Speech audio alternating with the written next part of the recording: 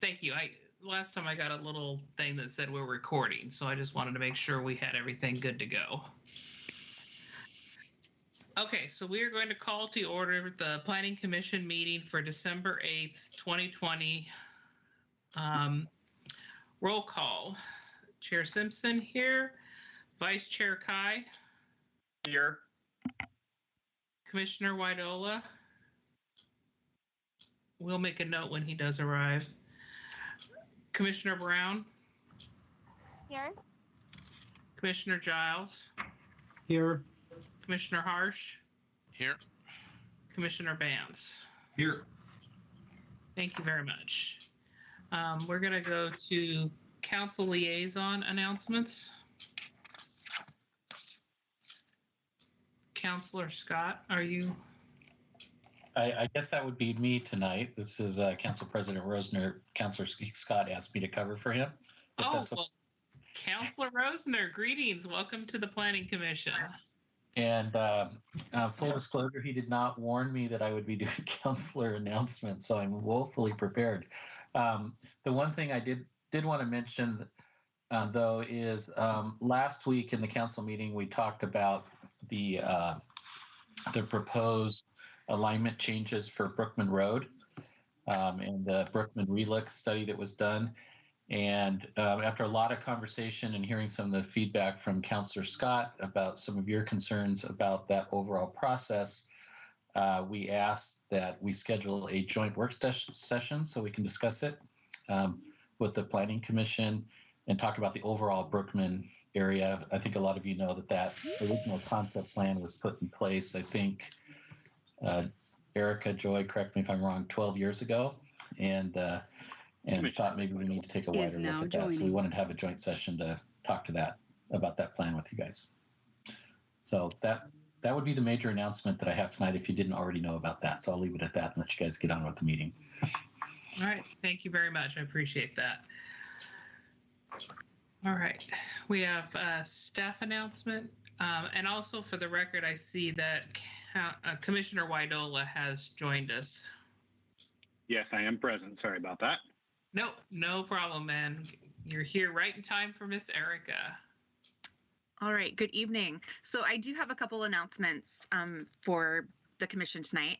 As you know, we are on our second to the last comprehensive block theme for the comprehensive plan, which is coordinated or connected and coordinated infrastructure.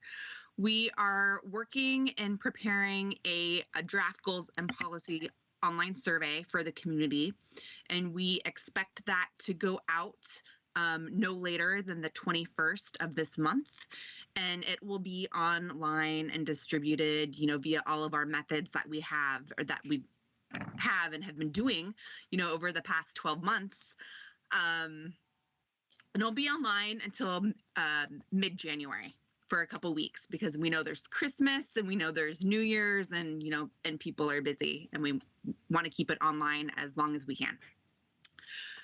We have a TAC, a TAC, and then also a CAC meeting tentatively scheduled on January 20th as well, to review the draft goals and policies for that chapter.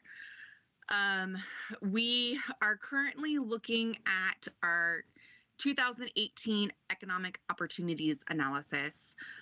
For those new commissioners that are online this evening, and you're probably wondering what an EOA is, it's a technical background document that looks at employment opportunities and our employment forecast for Sherwood. How many jobs are Sherwood expected to produce within the next 20 years?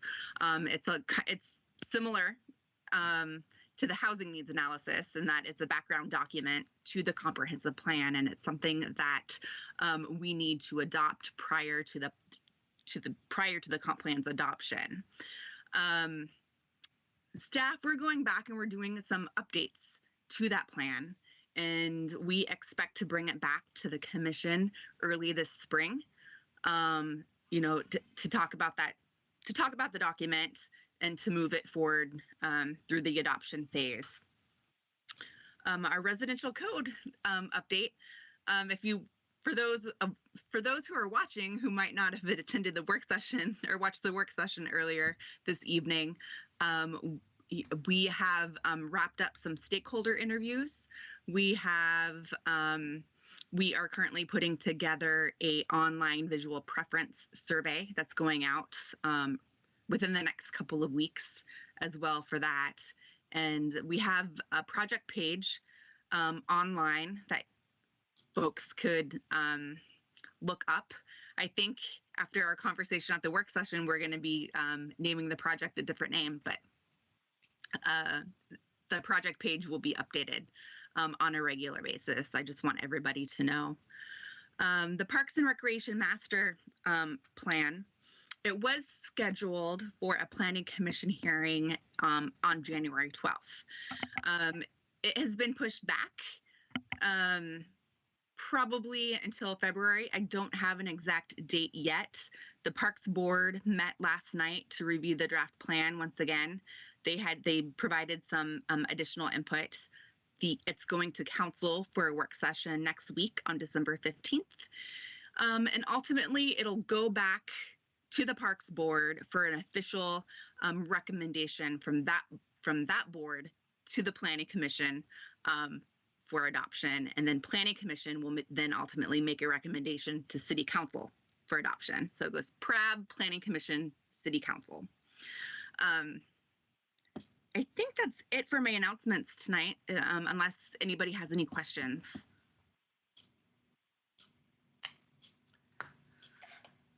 I do not see any hands being raised, so we will move right on to community comments. Community comments are limited to those items not already on the agenda. We do have a community comment that was emailed in to us that prior to our 24-hour deadline.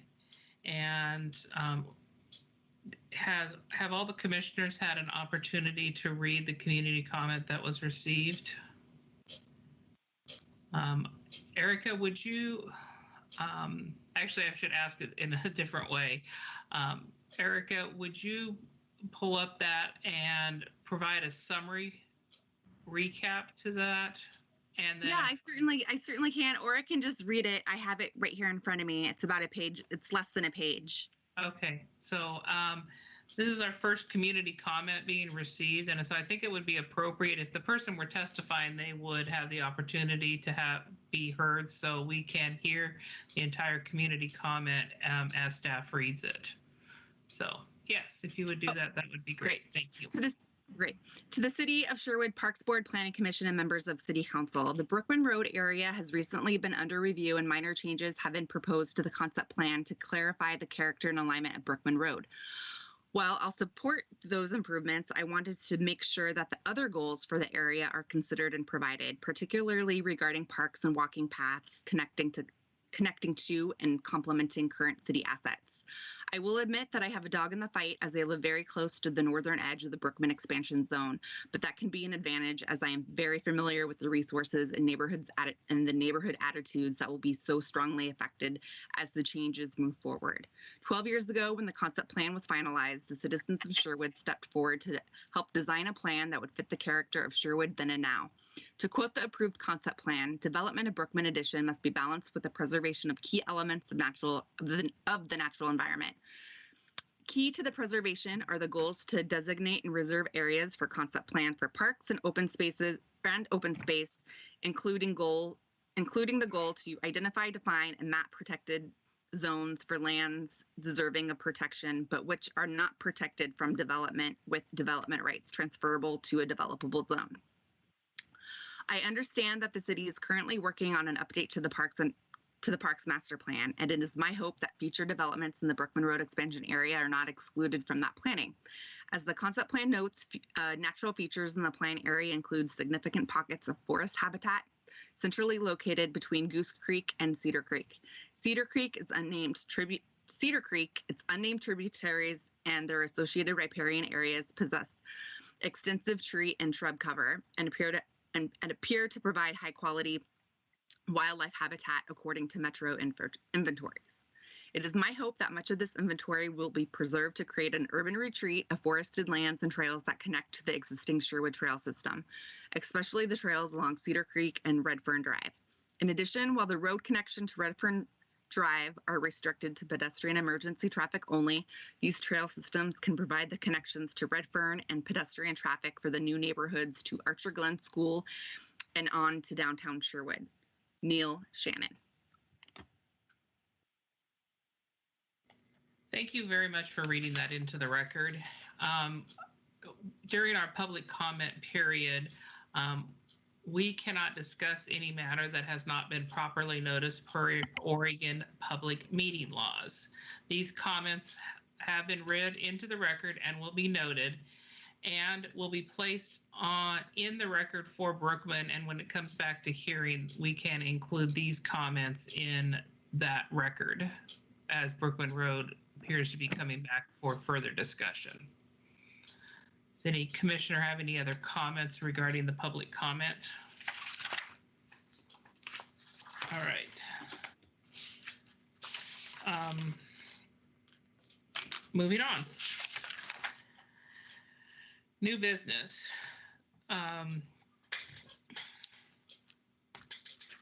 Just a second, I gotta make sure I have.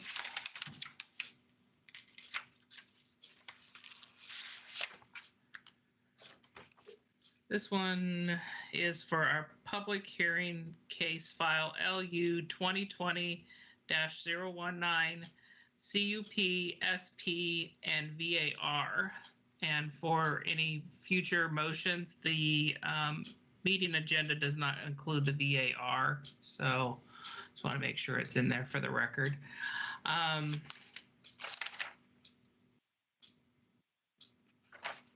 really hope.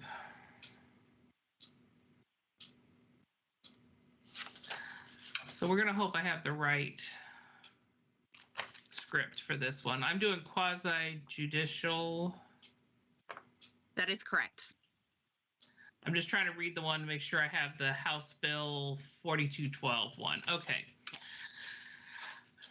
The public hearing on LU 2020-019 CUP SP VAR is now called to order. To maintain compliance with public meeting laws and pursuant to House Bill 4212, this meeting is being conducted electronically. The public notices for this meeting state that citizen comments and testimony for this public hearing item had to be submitted in writing at least 24 hours in advance in order to be included in the record. The public hearing this evening will be conducted as follows. Staff will present the staff report. Questions, if any, by the hearing body for the staff. We will then open the public hearing for testimony, and the time will be limited as follows. The applicant will have 30 minutes, split between presentation and rebuttal. As previously noted, public testimony for this hearing was required to be submitted in writing in advance. Staff will read the first 4 minutes of comments received. The full text of the comments, if any, have been provided to the hearings body and the applicant in advance of this hearing and will be included in the record. There will be rebuttal from the applicant, which is the remainder of their 30 minutes. There'll be final comments by staff, questions of staff, if any, by the commission.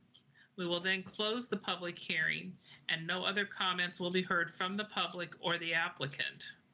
We'll have the discussion and deliberation by the commission.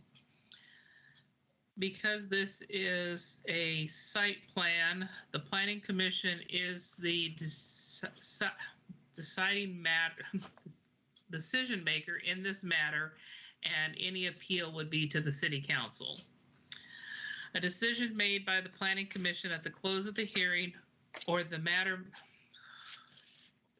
A decision may be made by the planning commission at the close of the hearing, or the matter may be continued to a time and date certain. If the matter is continued to a date certain, this will be the only notice of that date you receive. In reaching a decision on the application, the commission must consider whether the application meets the relevant approval criteria in the city's land use regulations. Those criteria are identified in the staff report, which was included in the materials for this meeting posted on the city's website. Please note, failure to raise an issue with enough detail to enable the commission, the applicant, and the parties an opportunity to respond to the issues precludes an appeal to the City Council or Land Use Board of Appeals on that issue. Also, failure by the applicant to raise constitutional or other issues regarding proposed conditions of approval, again with enough detail to allow the commission to respond to the issue, precludes an action for damages in circuit court. At this time, I will take a roll call to ask members of the commission to disclose any ex parte contacts, bias, or conflicts of interest. Please state none or indicate the nature and extent of the ex parte contact, bias, or conflict of interest, and indicate whether you intend to participate in or abstain from the hearing. And I have no ex parte contact. I have none. Vice Chair Kai? I also have none. Commissioner Wydola? None. Commissioner Brown? None. Commissioner Giles? I have none. Commissioner Harsh? None. Commissioner Vance? None. Excellent. Does the applicant wish to challenge any Planning Commission members' ability to participate in the hearing this evening? And I need the applicant's representative to respond.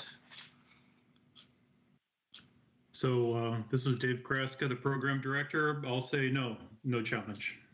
All right, thank you very much. Planning staff will now present the staff report.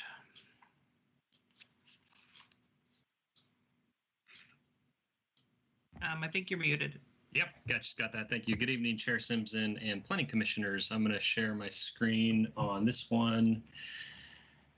And let's see.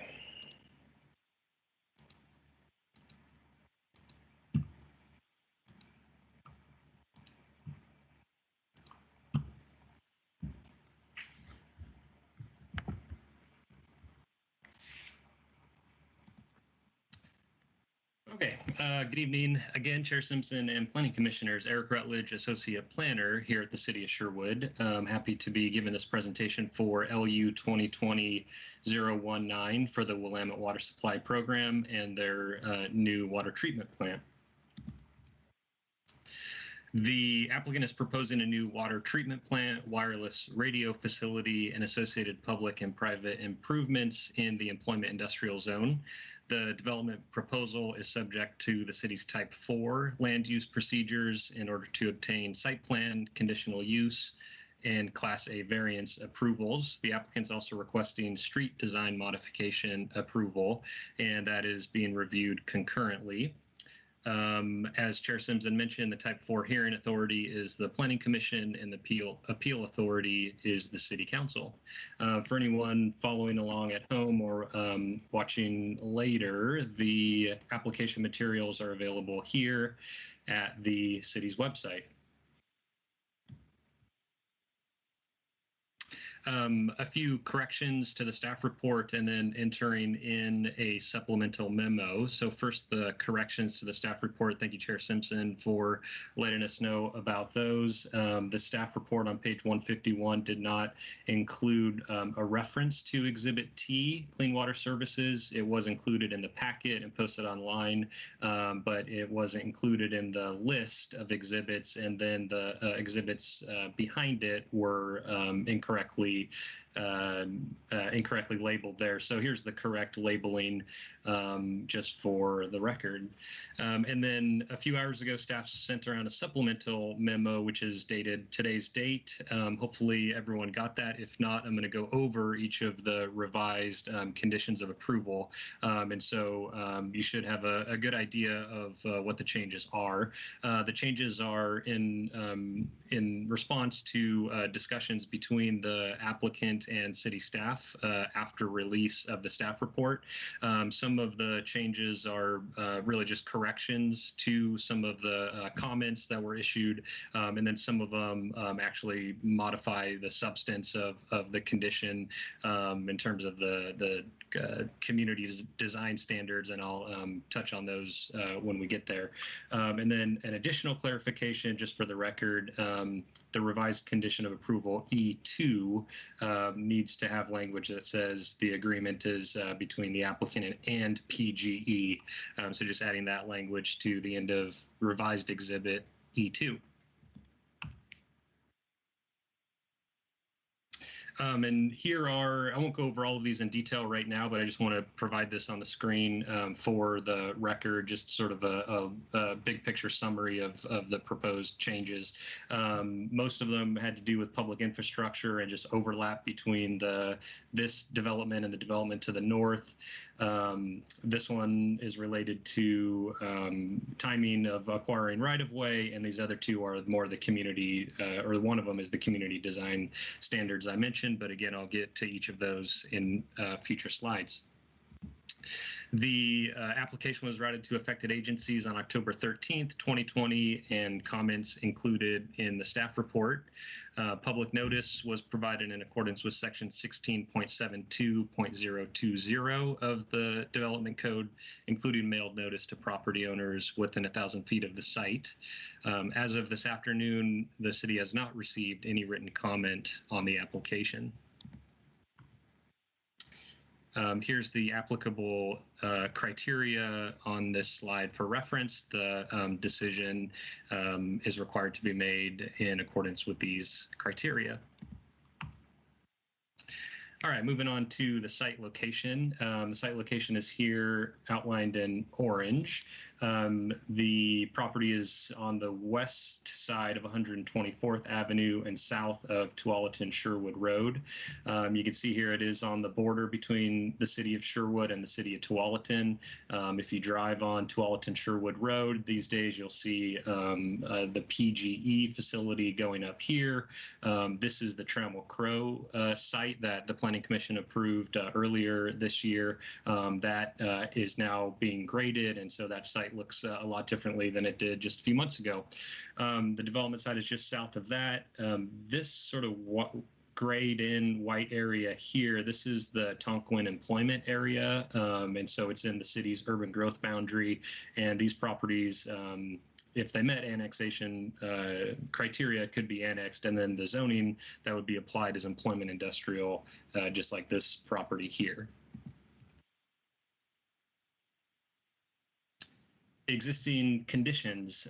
So the site is approximately 46 acres and is undeveloped, has forest canopy in the north and mixed vegetation and wetland in the south. There's a slight hill here at the center of the property, and the elevation change between here and the new street intersection on this northeast corner, it's about a 45-foot, there's about a 40-foot elevation change from this rocky sort of outcropping to the corner of the site. Other natural features that you can see pretty easily on this photo, the large wetland that's proposed to be protected. You can see here in the low-lying vegetation. The PGE corridor, you can see the corridor kind of runs through here, has vegetation that's been removed or trimmed. You can see one of the existing PGE towers there. And again, this is the Trammell Crow site. This area around here would be the Tonquin employment area within the city's urban planning area.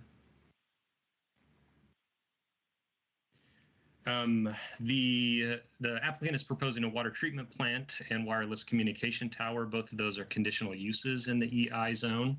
And again, just to reiterate the zoning, this property and the property to the north have been annexed, and so they are zoned employment industrial. The properties surrounding this property have not yet been annexed into the city, and so they are still in unincorporated Washington County, and they're zoned FD 20, future development 20. All right, moving on to the site overview. So as you can see, all of this area here in green is either area that will be preserved or restored as part of the development. The large wetland is here. You can see the PGE easement running through the site here. The buildings outlined in gray, all kind of clustered at the north end of the site in order to protect this large intact wetland.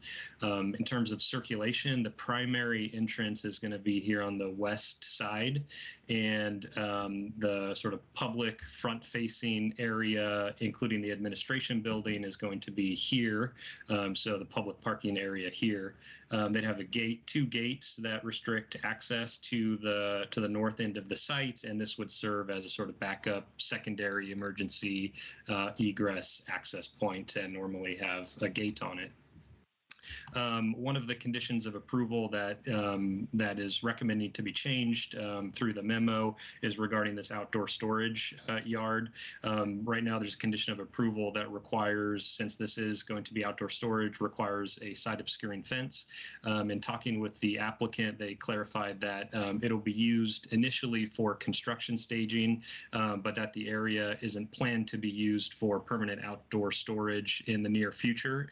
And so they asked for that condition to be changed in order to not put up a side obscuring fence over an area that they're not planning to use right away. And so the response to that condition was to add language that says prior to this area being used for permanent storage, to add that side obscuring fence. And so that was the recommended change there. So just to summarize, as soon as the area is used for storage, it should be, the fence should be installed. I won't go through all of these in detail, just to say that the proposed uses require conditional use permit. The application and the narrative, I think, provided a really detailed summary of compliance with the conditional uses, and staff concurs with those conclusions as it's described in the staff report.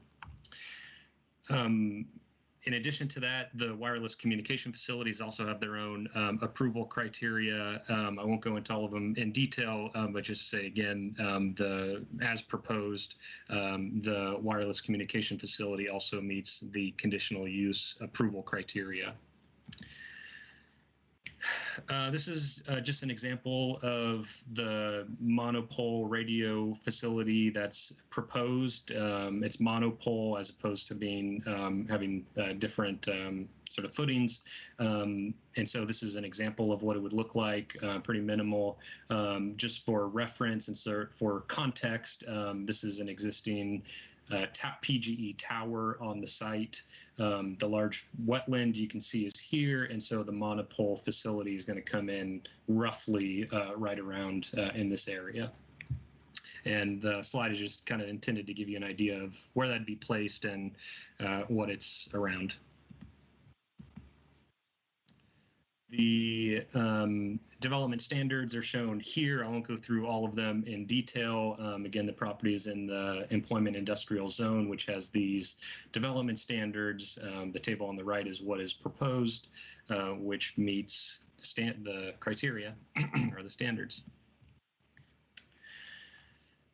All right, industrial development and design standards. Industrial development that's within 200 feet of an arterial or collector is required. Within 200 feet of the arterial or collector and also visible to the arterial collector is required to comply with the design standards. And the intent of the design standards is to break up the sort of, if there are bulk appearances of buildings right on the right of way, to sort of break up those facades. And so as an example, here is the finished water pump station. That's this building here, multi-story. This is an example of a building that's required to comply with the design standards. So this is the view from 124th looking south. This is the new Ore Drive heading west through the TEA. And so there's the building looking from the south, and from the opposite side heading north. And so the four different different criteria that they met in terms of the design standards for this one. Using different building materials, concrete, metal, and glass is one of them. Providing parking and loading to the side or to the rear of the building, and then finally locating equipment indoors. And so again, this building has the parking either behind or to the side, no exterior mechanical equipment, etc. Everything is enclosed within the building, giving it a little bit cleaner look. So that's just one example. I believe there was 4 buildings on the site that were required to comply with those standards.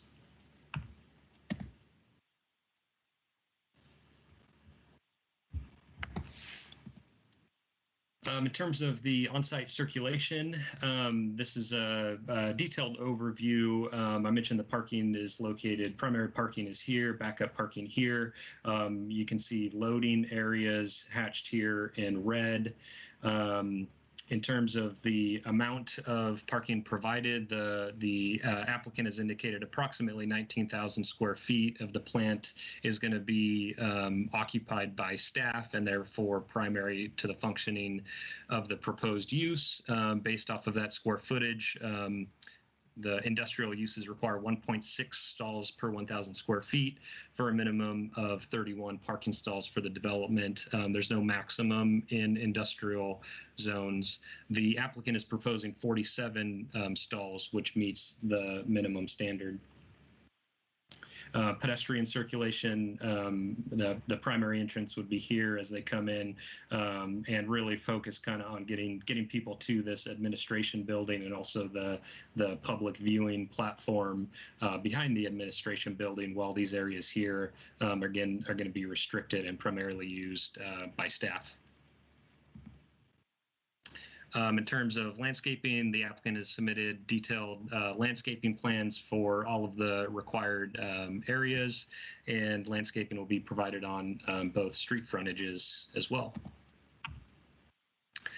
The applicant is requesting a Class A variance in order to modify more than 20% of the required visual corridor along both Orr Drive and Southwest 24th.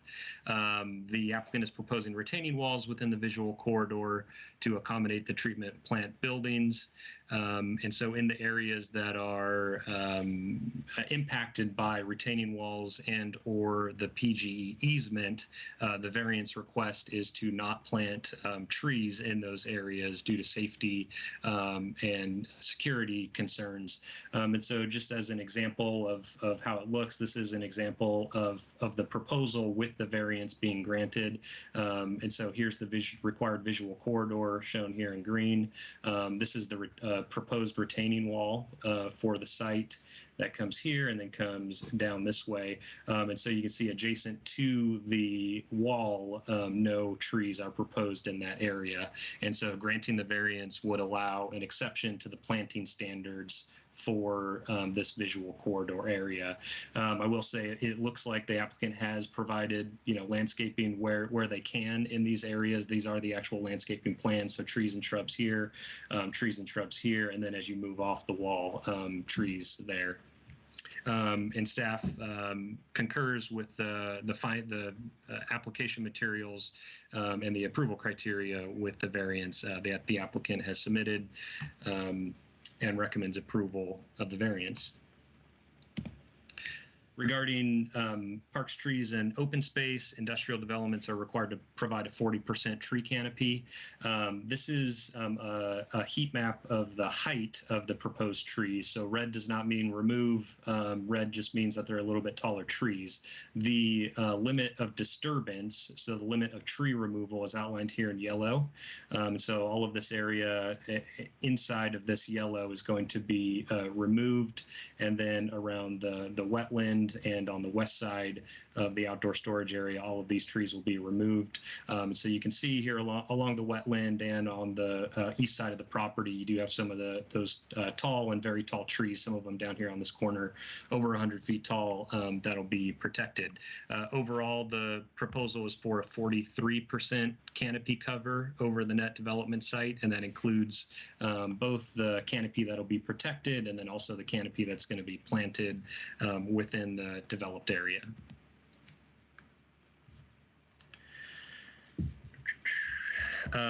Moving on to wetlands and natural resources. So the applicant has submitted a sensitive areas assessment that indicates there's 7 wetlands in the project area.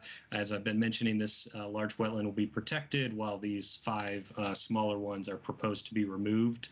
The applicant has provided a concurrence letter from DSL verifying the extent of the wetlands, and has also purchased a mitigation bank to restore these wetlands off the site. In terms of transportation, just really briefly, I'll just mention that the development site is located here. So in terms of the sort of bigger picture and master planning for street connectivity, the applicant will be locating here at this important corner at the east end of the TEA.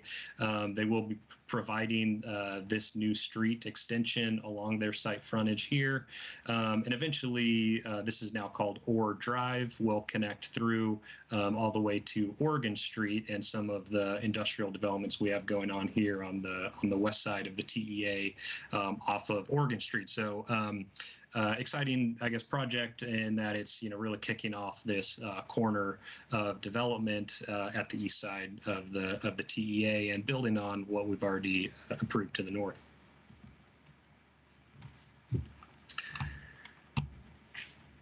Here's the proposed street cross-section for Orr Drive. This is the new collector street. Again, the applicant will be dedicating all of this and then also constructing it.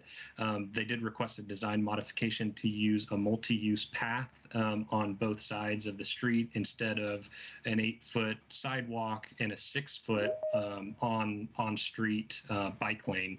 And staff is supportive of that modification as indicated in the engineering design modification approvals. This is the typical cross-section for 124th. Again, they would just be doing half street improvements here, so that's why you're not seeing the whole thing. Again, a 12-foot multi-use path instead of a 8-foot sidewalk and 6-foot bike lane. And I won't go into a lot of detail, just provide this here for reference. This is one of the conditions that was modified. I believe it was D1, D as in dog 1, and it was around the timing of the county acquiring this small portion of property. So the story is that this small sliver of property, this little triangular piece here, is actually not owned by the Willamette Water property owner. It's part of an adjacent property. The county is in negotiation with the owner to acquire this property, and the county conditioned originally in the comments that if the county were to acquire this portion of property, that the applicant for the water treatment plant would be required to construct improvements along this area. Because the revised condition added an acquisition date for the right of way, so it now states if the county acquires the right of way by February 1st, 2020, then the applicant would provide the frontage improvements all the way down the roadway, and that's in response to a request from the applicant to provide some certainty in what the final design is going to be required to be, so that they can move forward with their plans and ultimately design all of the public improvements. If for some reason this negotiation, took too long, was drawn out, this would leave the water treatment plant site in limbo. And so in order to move things along and give the development some certainty in what would be required, that date was added.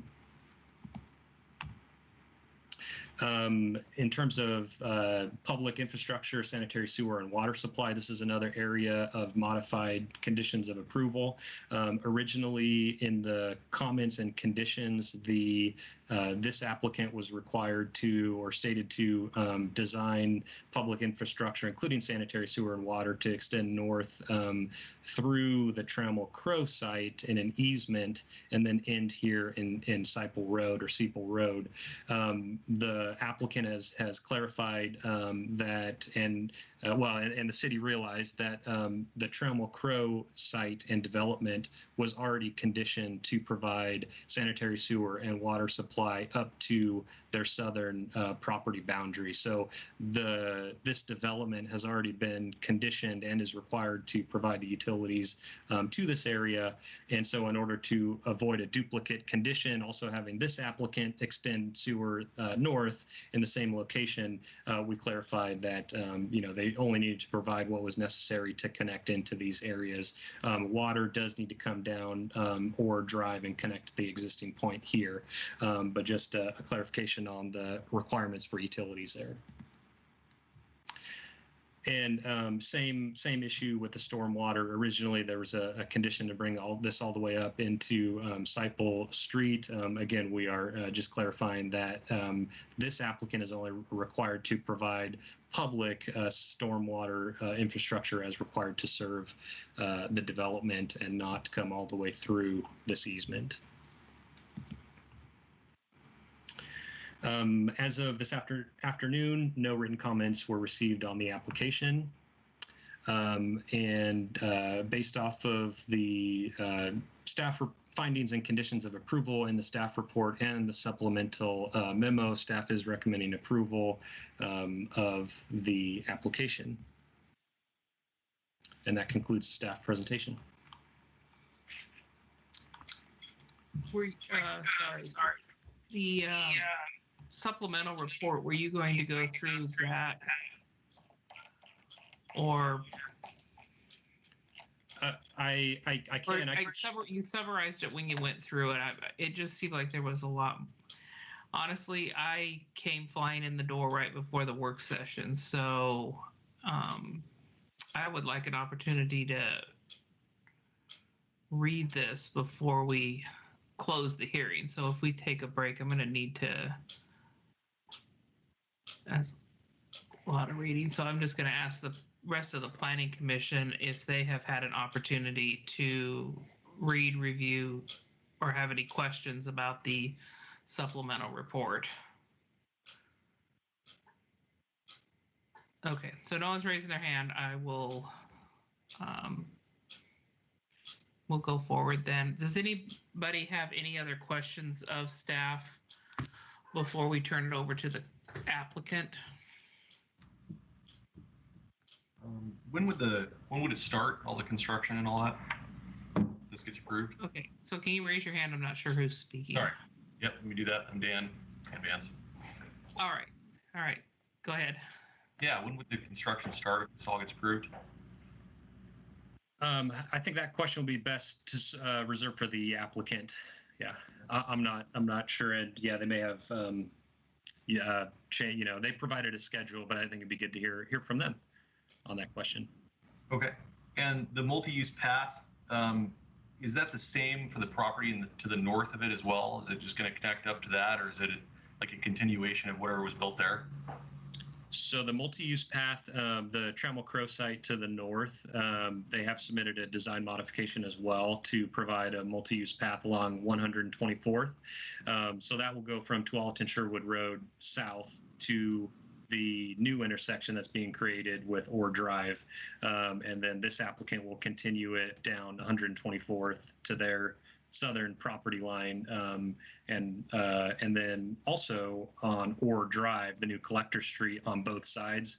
That'll be a completely new multi-use path. It will connect to the Trammell Crow site to the north, but that'll be a new path. Okay, thank you.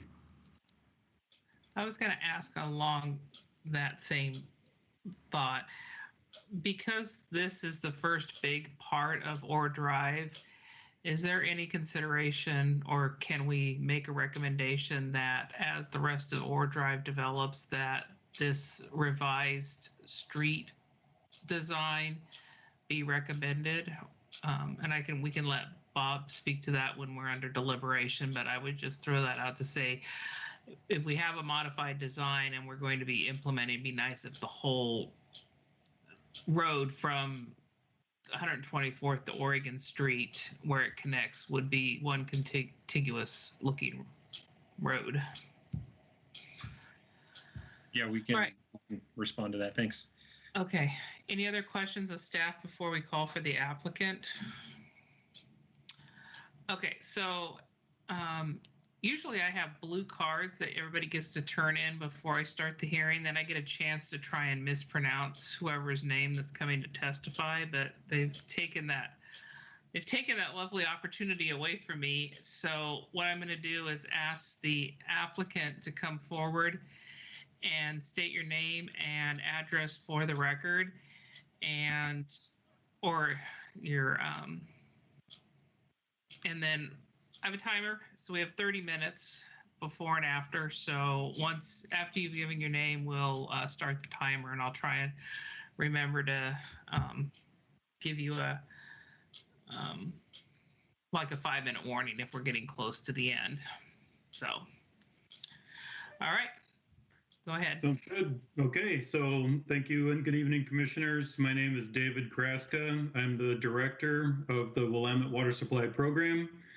And if it's acceptable, we've got a PowerPoint presentation we'd like to share with you. And I'm going to ask Corey Ann to share her screen if she can work that magic. Here she goes. Look at that. We win. Technology on our side tonight. So we've got a presentation for you tonight. A lot of details to go over in our land use application. I've got the easy part. I'm going to give you a couple of quick updates in terms of just some background in terms of what is the Willamette Water Supply Program, and kind of the other point for me to make is kind of why are we in Sherwood. So but let's start off with the next slide here. Oh, and yeah, Commissioner, I think I was asked to provide my address. So I'm up in Portland, but on Southwest 53rd Avenue up in Portland. So, but anyways, here's the Willamette Water Supply Program overview. This is the owners of the program of the Tualatin Valley Water District, cities of Hillsborough and Beaverton, and they're partnering to design and build the Willamette Water Supply System, which is a resilient additional water supply for Washington County. And these are the major components, starting with a modified intake. There's an existing intake on the Willamette River that we're modifying for our purposes. A new water treatment plant shown on that number 2 there on the east part of Sherwood. About more than 30 miles of large diameter transmission pipelines, and water tanks up at the top of Cooper Mountain. And critically, our scheduled completion of this overall work is scheduled for the middle of 2026. And to answer the commissioner's question, we're expecting to be in construction of this project, the water treatment plant project, in about a year. Next slide, please. And so let's talk a little bit about the water treatment plant overview. Before I get into the bullets here about its location, I'd like to tell you a little bit about the history. About 5 years ago, when we got started on this water supply program, we did an evaluation of the original site that we had identified in the city of Wilsonville, and we found it had some significant shortcomings. Specifically, the site was very constrained for the type of infrastructure we're planning on building here. There simply wasn't enough room for it. Second is in that part of Wilsonville, the soils were very poor, and the water treatment plant is going to be the most complex and frankly most expensive part of the program, and it's not ideal to be building it on poor soils, especially in a seismically active area. And then lastly, the site was adjacent to homes, residences, and adjacent to sensitive environmental habitats. And so overall, it was not an ideal site for a water treatment plant. So we went on a search of other available properties where we could more appropriately build our water treatment plant. We found 5 of them, did a detailed review of them, and landed on this one. This one was owned by the Orr family. It used to be called the Orr Family Farm. And there were some really appealing parts about this. One, the property was available. So it wasn't like we needed to use any sort of authority to acquire the property. It was for sale. Next, it was adjacent to our pipeline that we had already planned out going down 124th Avenue and along Tualatin Sherwood Road. So that was ideal for us. Excellent geology. The site is rock, at least where we're building the treatment plant. It's on a rock foundation, which is great for building our very expensive infrastructure there to make sure it's going to withstand the earthquake. And also it was zoned industrial, so not adjacent to homes or anything like that. And so it seemed like it checked a lot of boxes for us for it to be an ideal site for us. Once we identified the site, we met with some of the city staff to make sure that this would be okay with the city as far as locating our treatment facility there. The main advice that we got from the city there years ago was it was a 100-acre parcel that went all the way up to Tualatin Sherwood Road and all the way down, as was just presented to you. And the main advice we received at that time was to not build it up against Tualatin Sherwood Road. That part of the property wanted to be preserved for the industrial development that's occurring there right now. And so we had 100 acres to work with. We didn't need all of that property. And so we moved the treatment plant as far south and as far away from Tualatin Sherwood Road as we could. And so we proceeded to buy the property and work with Trammell Crow on their development plans for the northern parcel. And that's been going over many years now, to the point that they're now actually in construction, as you're well aware. And over these years, we've received a lot of helpful guidance and assistance from all of the city staff to get us to the point where we're at right now. But just going through the bullets here, we're, as it's been pointed out, located in the Tonquin employment area in Sherwood. Our treatment plant will initially produce 60 million gallons per day, but its ultimately build-up capacity is set for 120 MGD. Our treatment plant's going to use the same processes as the Willamette River water treatment plant with some important distinctions from that. And as shown here, construction is anticipated as early as fall 2021, but runs through 2025, and our commissioning activities thereafter to put us online and operational in 2026. So with that brief introduction, I'd like to pass it off to Matthew Gribbins, our project manager for the treatment process, or the treatment plant, and he'll go through some of the more details on this project. Take it away, Matthew. Thanks, Dave. So I wanted to talk just briefly about the treatment process. Like Dave stated, it's very similar to the process that the plant down in Wilsonville uses. That's got about 15 years of experience treating the same water that we're going to treat and treating it very successfully. So we bring in the water or pump it up from the Wilsonville area. I think it's about 6 or 7 miles to the treatment plant location. We add some chemicals to it that allow the particles in the water to settle out. So we settle out a lot of the turbidity or the dirt particles in the water. It goes through an intermediate ozonation step where we treat for organics and chemicals and odors and things like that. And then through a filtration step where we filter the water through some filter media.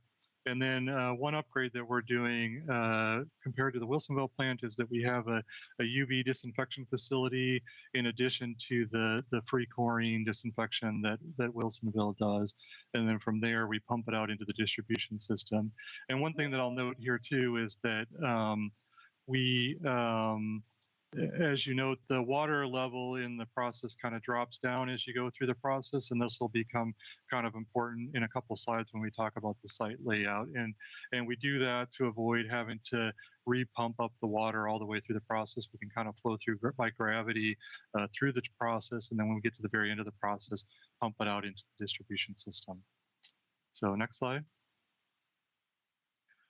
So a lot of this has been covered by Eric and Dave, so I won't dwell too much on this, but we did acquire the property, the whole sort of upside down L-shaped property there back in December of 2019.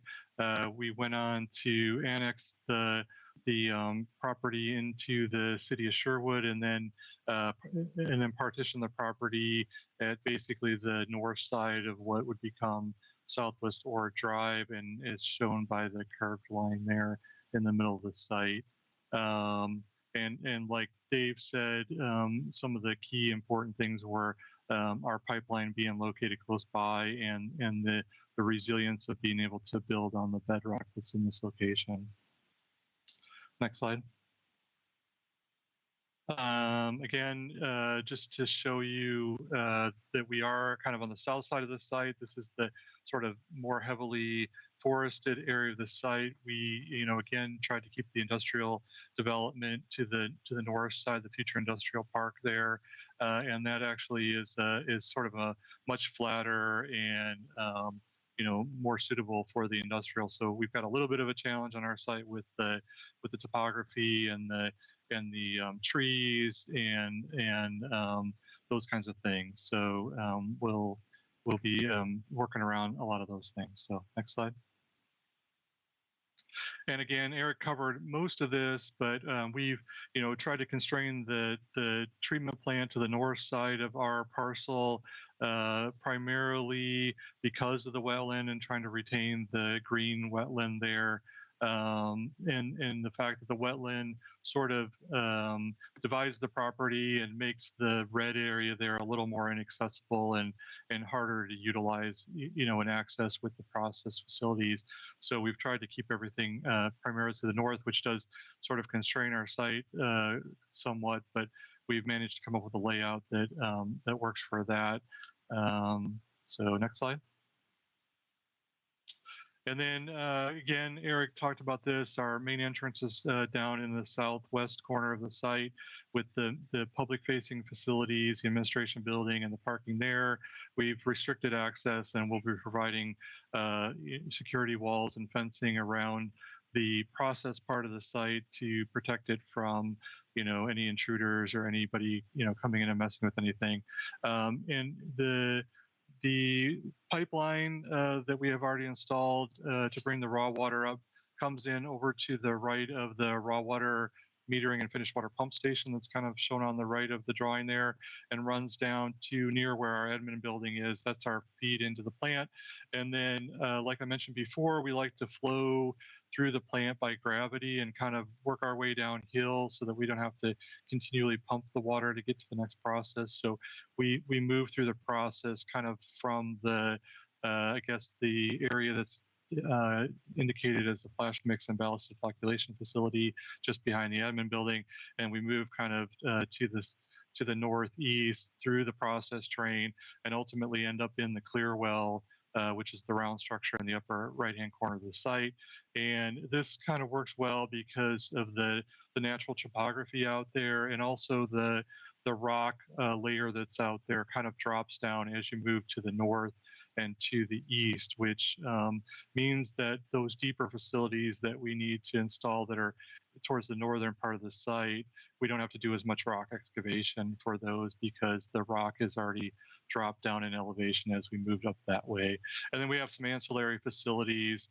To the west side of the site is our solids handling facilities, and then in the very north of the site, we have an overflow and basin where we collect our recycled water that goes back to the head of the plant. Next slide.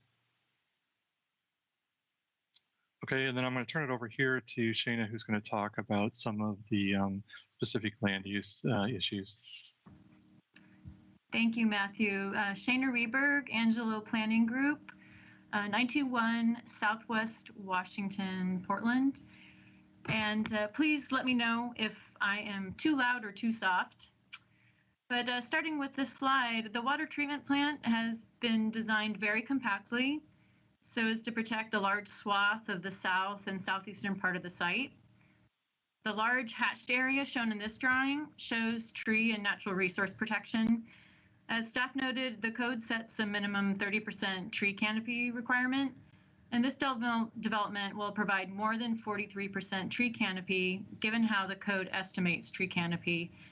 That 43% does not include additional trees that have been identified for preservation along the southwestern border and corner of the site, nor street trees or trees along the Coke wetland, which make up more than another 5.5 acres of trees. Next slide. Protecting that south and southeastern part of the site also means preserving the large Coke wetland, a more than 4.5 acre highly valuable natural resource. Natural resources impacted by the development consist of smaller, isolated wetlands in the northern part of the site. As noted earlier, the program is making approved mitigation bank purchases and providing on-site mitigation for impacts. Next slide. To capitalize on the preservation of the significant Coke wetland, the program is proposing an elevated platform looking out over the forest surrounding the wetland. This area can offer interpretive features that can be worked into education tours of the treatment plant. It also offers a place for staff and visitors to just sit and relax. This project element is a true community asset that goes beyond code requirements. Next slide. The platform connects to the public face of the site, namely the administration building, and then to the transportation system fronting the site. The platform shown on the right in this drawing can be reached through the administration building and its courtyards, and by sidewalks that stretch to the main entrance and new multi-use paths that will front the site. Water is a theme that carries through from the wetlands to the courtyard stormwater features and throughout the plant itself. Next slide. This visualization shows the main entrance on the new Southwest Ore Drive, which the program will be constructing. The entrance gate will be open for staff and visitors during the daytime. This view begins to give an idea of the extensive landscaping and screening that will be provided, including perimeter landscaping and screening consistent with code standards. Next slide. This view, south across Southwest Ore Drive, shows more of the extensive landscaping and screening, which includes the required 10-foot visual corridor along the property line on Ore Drive. It also demonstrates how the site's topography and generous setbacks will provide ample screening and buffering. These visualizations do not fully reflect right-of-way improvements that the program will provide, which will include 12-foot multi-use paths on the north and south side of Ore Drive, as noted by staff. Next slide. This visualization shows the intersection of Southwest Ore Drive and 124th Avenue, continuing with extensive landscaping. The finished water pump station building is partially visible from this perspective. However, its simple design and neutral tones, along with plant screening, will soften its presence. Consistent with city requirements, the program will also provide right-of-way improvements on its 124th Avenue frontage, including a 12-foot multi-use path and street trees. Next slide. The various buildings on the site have all been designed around a robust set of architectural goals, including compliance with city code and building design requirements. Next. The building's designs emphasize clean lines, simple and shed-type styles, hearkening to the agricultural nature and history of the area, and colors and materials, including neutral tones and glass, to blend with the site's natural setting. And I'll hand it back to Matthew. Sure. So I just wanted to talk a little bit about the construction plan. We have engaged a contractor already. We're using a design build type method where we engage the contractor during the design. And so they've been able to provide input into the design and help us to optimize the design. We're prioritizing around safety of both the contractor and the public, so both safety during construction and after the facility is complete, and also minimizing impacts of construction to the public. So all construction access will be off of Southwest 124th, approximately in the area where Southwest Ore Street intersection will be. That'll keep the construction deliveries and work primarily on the north end of the site there and away from the neighbors to the west. We have concerns around dust and noise and things like that, and so we're working with our contractor to optimize and try to minimize those things. Next slide. Schedule. We obviously submitted the land use application earlier this year, public hearing today. Construction, as Dave indicated, is anticipated about this time next year. We would finish construction in 2025 and then move into a commissioning and startup phase where we first start up the water treatment plant and then move into starting up the rest of the program assets, including the raw water facilities and the rest of the transmission system, so that the plant is fully operational in 2026. Next slide. And I'll turn it back over to Shana. Actually, I'm going to pick up here, Matthew. Hi, this is Joe Dills with Angela Planning Group, and we're at the end of our presentation here, so I have the shortest part. The concluding comment is that we're supportive of the findings and the conditions as modified. And I just want to express our appreciation to staff for going through a list of refinements. We think they're tweaks and improvements for the most part, and staff was very collaborative in working through those in the period since the staff report was issued. So we have the team here available to answer any of your questions as needed. I'll try and guide the discussion and connect the right people to your questions. So Chair Simpson, I would conclude there and turn it back over to you for the discussion. Thank you very much. And you stole my first question, which was whether or not you accepted the conditions as modified. So Yep. My other comment was, I was so surprised when I saw the forest platform that I had to look in 2 or 3 places to make sure that I was reading that correctly, to say, are they doing an amenity for the community? And yes, they are. I was pleased to see that. I took one of the first tours of the Wilsonville water treatment facility, and I saw all the amenities that had been done there, and I was pleased to see that you had incorporated something for our community. Is that always going to be behind a lock gate except when it's during working hours? Is that what I understood for the presentation? Matthew, you want to speak to the hours? Sure. The plan is that the front gate will be open during normal business hours. And so that would be accessible to the public during normal business hours. And then at night after the normal business hours, they would shut the front gate to, avoid people milling around the public areas, in the middle of the night. Excellent. All right. So we'll just start with the questions that I see. I'm going to go ahead and stop the timer. You guys are within your 30 minutes, and I just want to make sure I follow our protocol, which is to acknowledge that we have no comments from the community. There are no citizen comments for or against the project, so rebuttal seems a bit pointless. But you were well within your 30 minutes, and the time now is just questions from the commission. And so you're not on a timer anymore. First person I see is Commissioner Giles. Do you have a question for the applicant? Yes, so I also am appreciative of the forested canopy.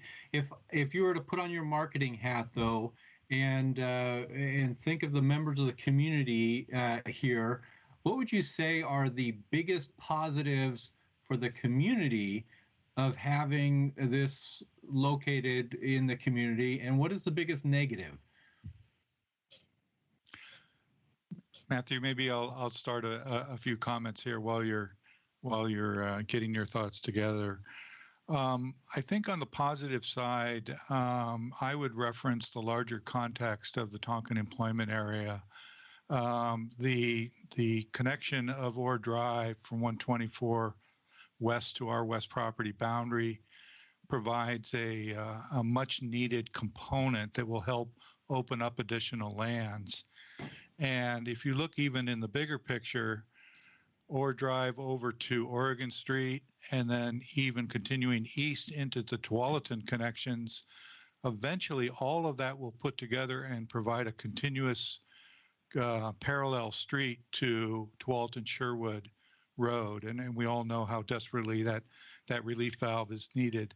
So those are all on the positive side of the ledger. I think I'd also add the educational component and sort of the public face of the plant, as it, not only at the forest platform, but for community members to come and see how water is treated and how this is done. And what's on the negative side of the ledger is a tough question. I think maybe I'll just sort of add a neutral note that it will take time to build this plant, and we have the best of construction management and safety and security things in place. But we recognize that as a challenge, that construction is going to have to be managed, and we want to minimize the impacts. Okay, thank you. And by the way, I'm strictly looking at this from a marketing standpoint, and I realize that water treatment is not sewage treatment, and so, but is there expected to be any waste byproduct that is going to be going into the community? Is there any expected smells or traffic, or, I mean, 40 parking spots, it doesn't seem much, in terms of the number of people. So those are the kinds of things that I'm thinking. If I was a neighbor, I might go, ooh, is that going to be a problem for me? And so how would you answer that from a marketing standpoint, I guess? And I can speak. Yeah, I'll speak to those. So regarding most of our process is indoors. So you're not going to hear a lot of noise out of the facility. A lot of our pumps and things, pretty much everything's indoors. The solids that we do generate. So like I said, in the process, we settle out solids that are in the water, but those are pretty much an inert kind of or inorganic solid that doesn't, it's not like a sewage that's going to smell really bad. And even those facilities where we have the collection of those into dumpsters that eventually get trucked off the site, those are all enclosed, even though they don't, typically have a lot of odors. So I don't, during normal operation day to day, I don't think you're going to really notice the site there too much because of the screening and the fact that everything's sort of enclosed on the site purposefully to keep the noises and those kinds of things retained in the site. Thank you very much. That's perfect. All right, Commissioner Harsh. I wanted to ask about the hours. Will there be weekend public hours? You strictly said business hours. Yeah, I guess I said business hours. I don't know exactly what we're going to do yet. We're still kind of putting together the operations plan for the plant and things like that. And I would assume at a minimum we would kind of do the Monday through Friday time frames, but there's a potential there that we could also look at the weekends. I think what we're trying to work around is our capability to kind of monitor what's going on and make sure that we know who's out there and who's doing what. And that way, typically the Monday through Friday daytime hours is kind of when we're staffed normally. And to answer another question that was raised about the staffing, we anticipate only about 10 to 15 people on site, on a normal day for the staff, and then overnight it's usually a smaller operational staff of a couple people. So we would want to try to keep those times to when we have the staff on site to be able to respond to any issues and kind of be aware of what's going on. Now, and then to add a couple other questions on this. In your drawings, when I was looking through it, do you guys own the property north of Orr Road that's cutting through as well, and you're selling that back out for further development, or is that a separate? Yeah, we did. When we purchased the property, the property included the parcel north of Orr Road as well as our parcel. We over the summer we actually sold that portion off to Trammell Crow, and so Trammell Crow is the one that's developing that property now, and they own it. Okay, so you're not part of that. All right. Right. And then just to clarify 100%, you guys are considered a public entity at this point because it's a conglomeration of 3 cities. Is that correct? Correct. Okay, so there's no tax basis as part of this. All right. Thanks. Commissioner Kai. Yeah, my computer had shut down during part of the presentation. So if these have, I just had 2 questions. If they've already been answered, sorry for that. The first one was in conjunction with the viewing platform. Is there a walking trail or path through the property or anything like that, or is it just the walkways along the roadways? Well, there is, just along the roadway. We have a path that comes from the parking area that's adjacent to the administration building and kind of winds down to the viewing platform, but we don't have any trails, in the wetland area itself. Okay. And then the other question was regarding the variance on the retaining wall. Do you have a height estimate on that, and if there's a range of the height on that? I don't recall. Maybe we've got some of our other engineers on. Let's go over to Andrew to see if he can comment on the retaining wall height and design. And sure. I wasn't sure if one of the illustrations, it looked like one of the illustrations had the retaining wall in it, the one that was facing 124th and that intersection of Orr Drive, but I wasn't sure if that was the case. So, Andrew, introduce yourself, please, and talk about the design here and specifically to the walls. Sure. This is Andrew Holder. I'm with Greenworks PC Landscape Architecture. We're the landscape architecture consultants on this project. The address there is, give me a second, 850 Southwest 3rd in Portland. Let's see, we had another rendering. I guess this is the only rendering here that shows that wall. Yeah, can you go back to, sorry, the third of those three, thanks. The wall is going to be at least 8 feet tall anywhere that it's used as the security boundary, which it is there along 124th, along that whole stretch. And I believe it gets up to about 11 feet tall at the highest point along that stretch. And then does it, is there sidewalk that is along that section of 124th, and how close does that come to the retaining wall? That is, I'm not entirely clear on the status of that, but I understand that there will be some half-street improvements there. You can see in the design drawings that has not been designed yet. So I can speak to that a little bit, Maybe somebody Andrew. else can speak to that. Yeah, so the multi-use path is in the right-of-way. So it is, and then there's a vegetative corridor that's outside of the right-of-way that's 15 feet wide. And so the retaining walls in most cases are, outside of that vegetated corridor. So they're at least 15 feet away from the multi-use path. But there are a couple locations, I think, around the curve of the Clearwell there, where the retaining wall did come into the vegetative corridor a little bit. And so that's where we were looking to, not provide trees there because of the encroachment of that retaining wall slightly in that area. And primarily the reason for that isn't that it's mainly a security risk, because people can climb trees and get over the retaining walls if we get them too close to the retaining walls. So, but those areas are fairly limited. And for most conditions, you would have that 15-foot visual buffer kind of in between the multi-use path and the facilities on the site. Okay, great. Thank you. Thank you for all of that. Sure. All right, Commissioner Vance. Good evening. Yeah, thanks. The document here mentions where this water is going.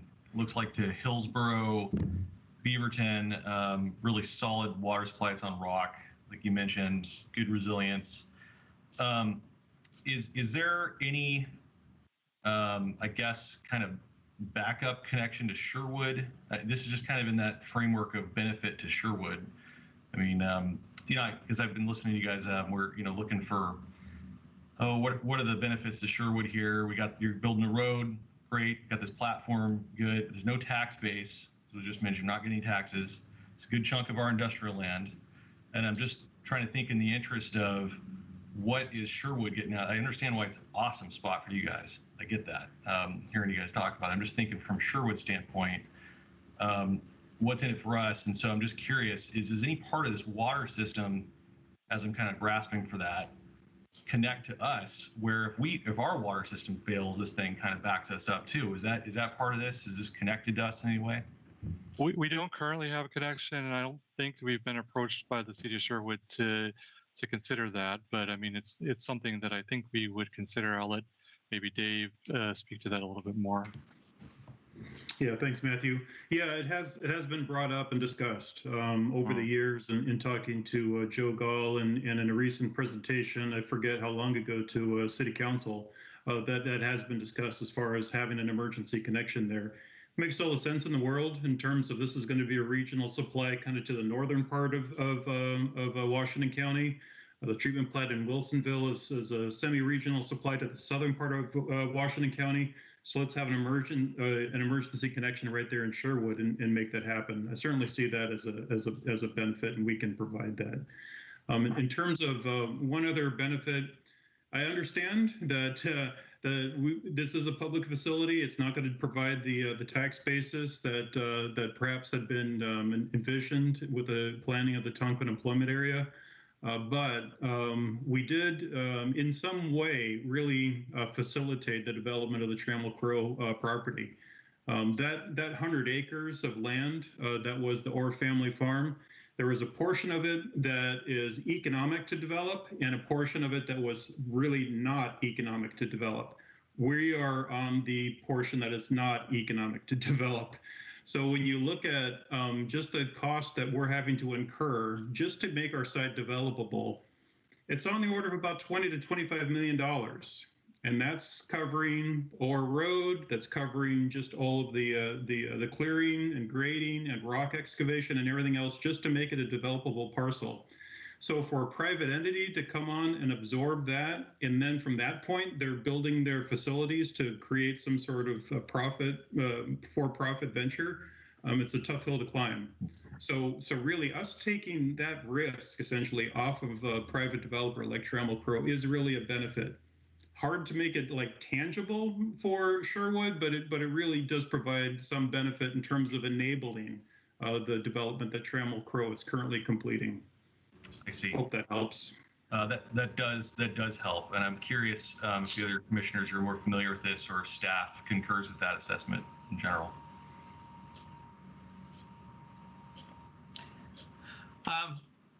I would defer to our engineer Bob Galati to ask him what the likelihood of Orr being developed by a private entity without capital infused funds from the city would be.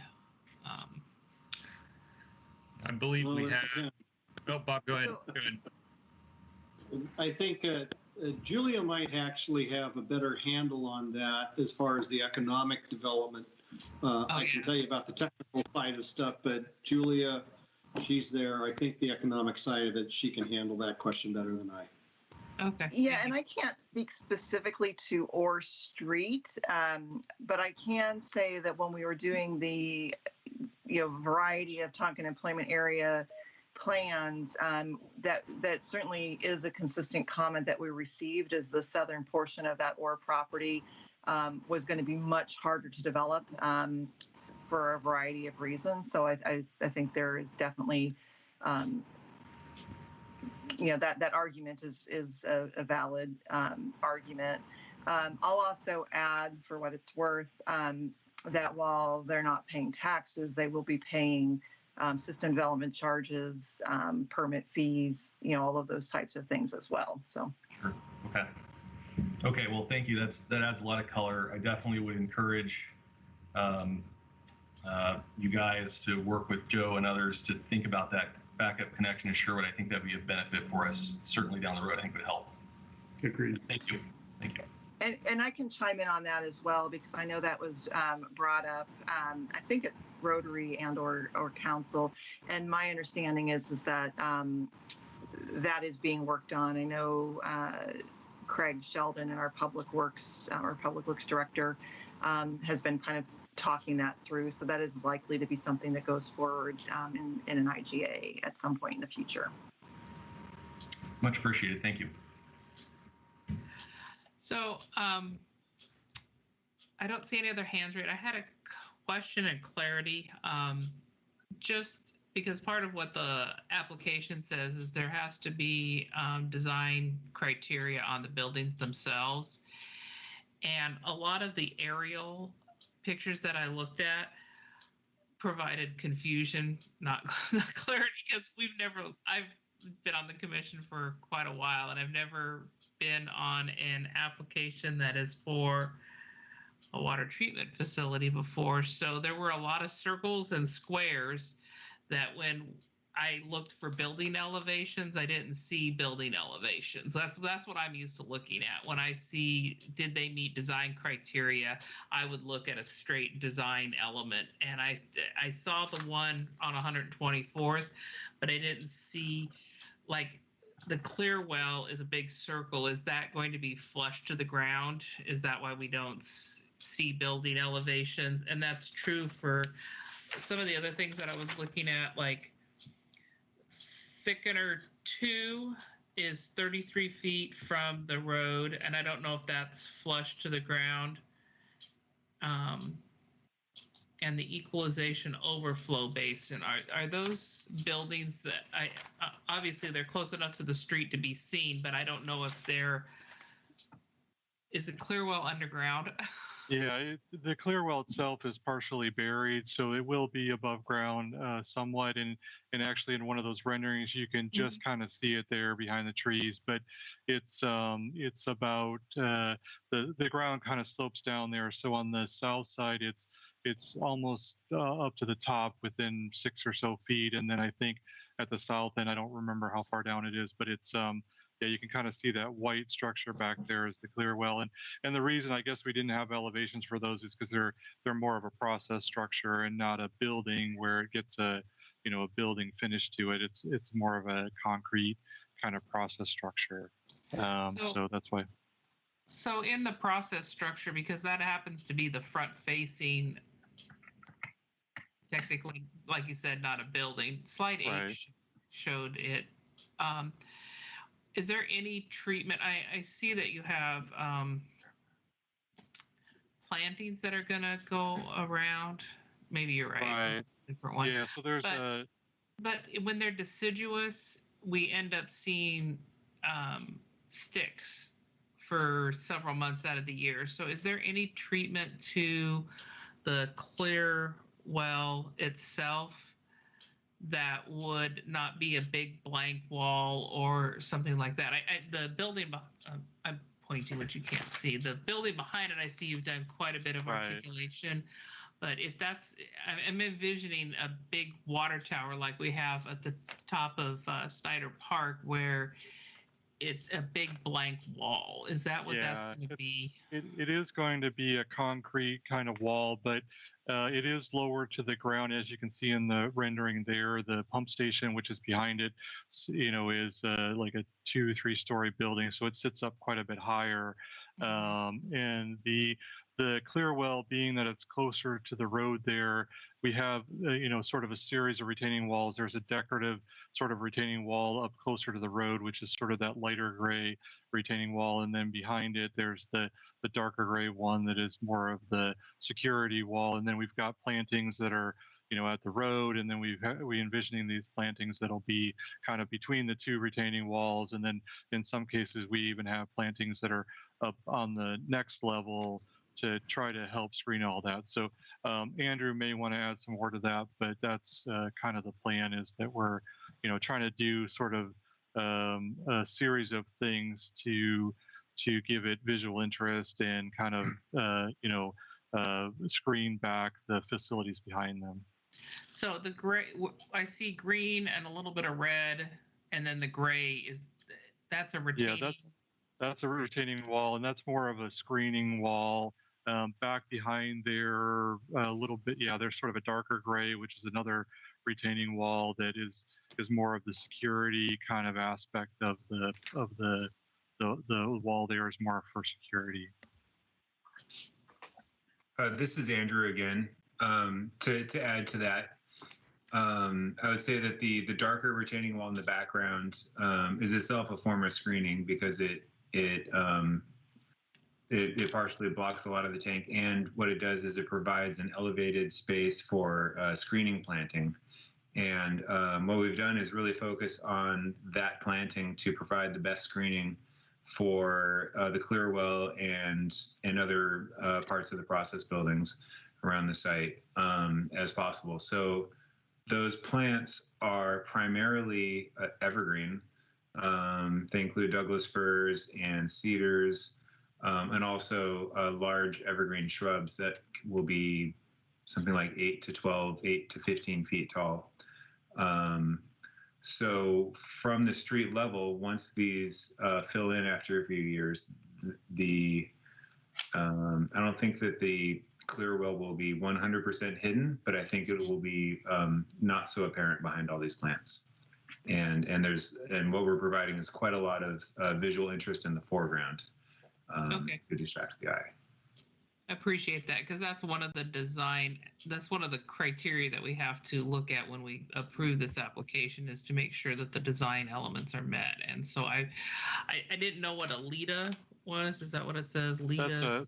That's a stormwater pond, and so again, that'll be an area where it'll be grassy and it won't really stand up real high, but we will have plantings and things around it and then like Andrew said, it's sort of kind of almost a terraced concept where we have the lower screening wall kind of plants in front of it, and then that screening wall has a higher ground elevation behind it, and so we're planting things there, which sort of raises those plants up, and then the next retaining wall again, it has a higher elevation behind it, and so we're planting things in there. So we're almost kind of terracing up to provide that sort of overlapping screening for that whole face.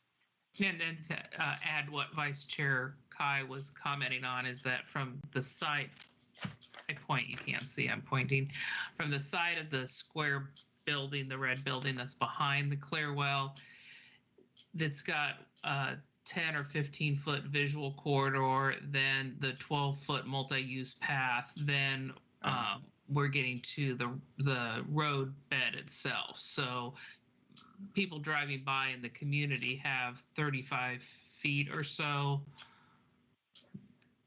from where they're driving to the side of the building. Yeah, because you'll have the 15-foot visual buffer, and then the 12-foot multi-use path, and then there's I think there's some more space in there, but yeah, about that much, right? Yeah, I was trying, because it says 37 feet from the clear well. So there must be some buffering from the wall of the building to the visual corridor, then to a setback or something.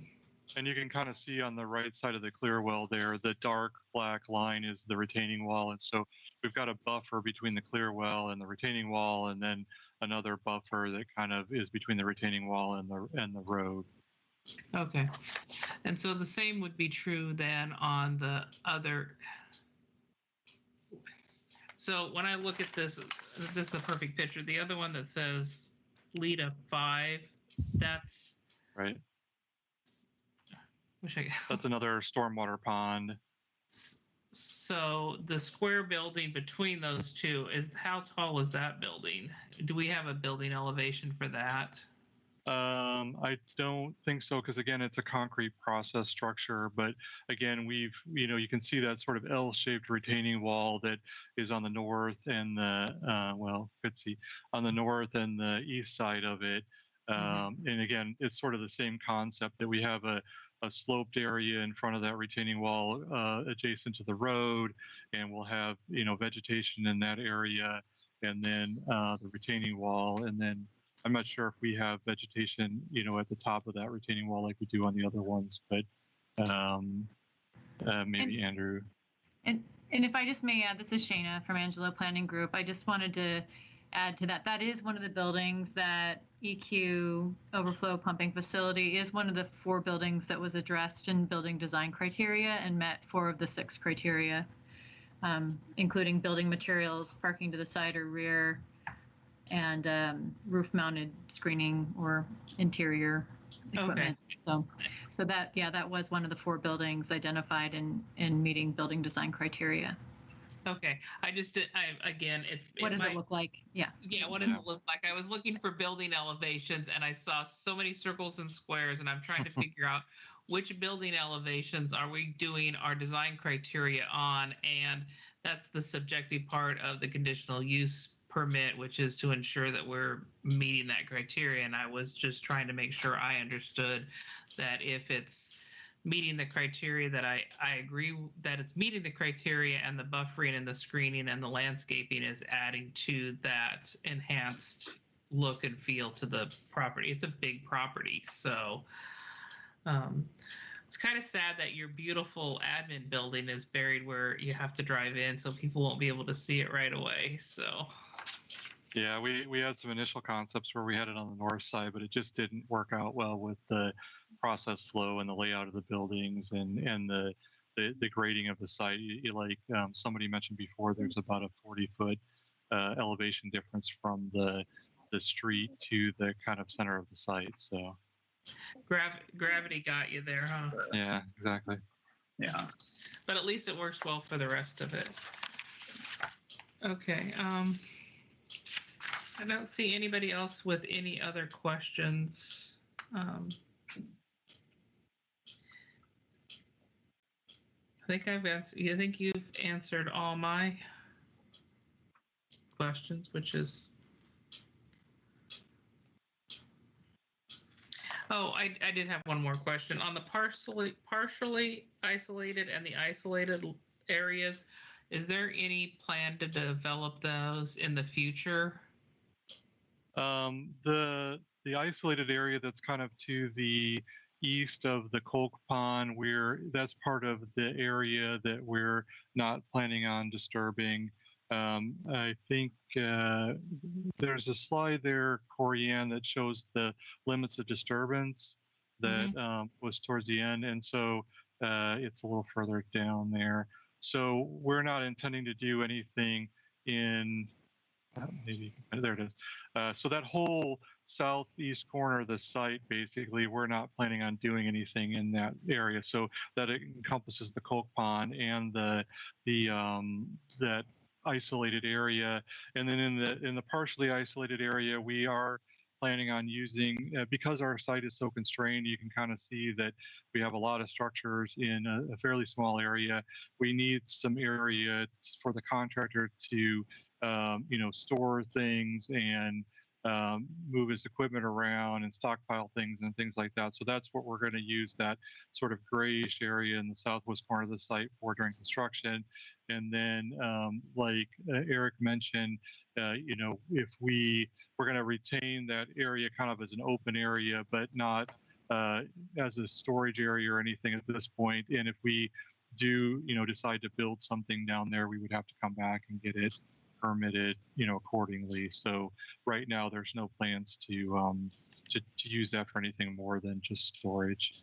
And like somebody mentioned before, we did provide a pretty significant buffer on the two sides that face the adjoining properties to try to, mitigate the fact of that area, especially during construction. We've got about 100 feet between the property line and the storage area on the west side, and on the south side, it's about 35 feet to where that stormwater pond is shown, but the actual storage area itself is maybe another 35 feet north of that. So we were cognizant of the neighbors and trying to keep some trees in there. And if you go back to the protection plan, you can see where that kind of wraps around that storage area on the south and on the west, and we retained a lot of the native trees in that area as well.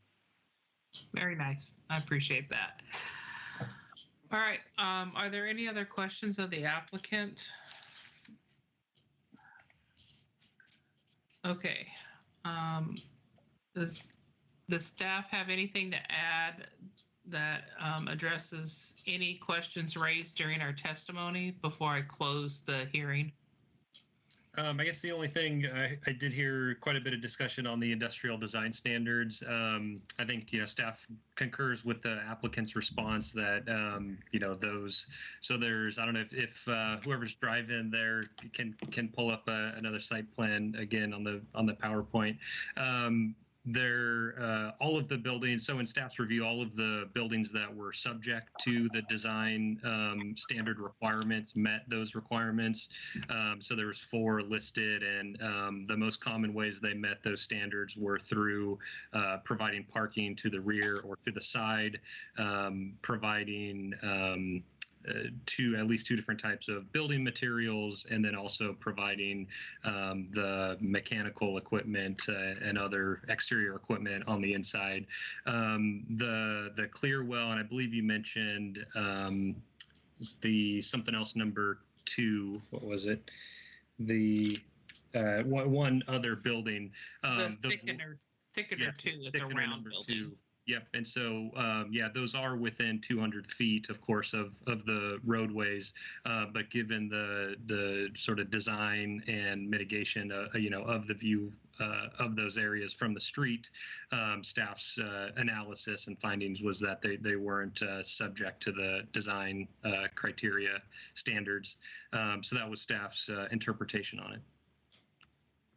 Okay. All right. We have another question from Vice Chair Kai.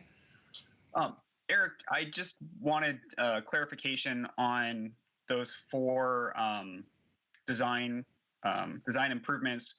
How are those counted? Because it seems like there was three in there. There was parking, 2 different building material types, and mechanical elements housed indoors.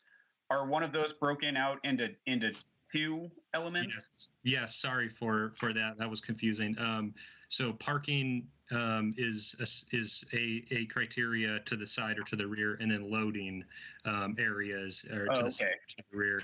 And I think for this site, both of those are important, as it's more of a industrial site that will have trucks coming on and off, and so having those loading areas to the side, I think, is helpful as well. Yep. Great. Thank you. Yep. Okay, and so if there's no other question of the applicant, we can close the public hearing and go into deliberation. All right, so the public hearing is now closed. Is someone ready to make a motion?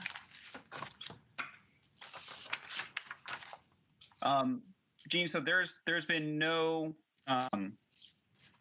additional changes to the application from us as the commission or anything, correct? Just what's in the application. Right, and I haven't. I guess to ask the question if there is any concerns before we do a motion. Any concerns is regarding the application or the conditions, and ensuring that everybody's in agreement that they have satisfied the design criteria.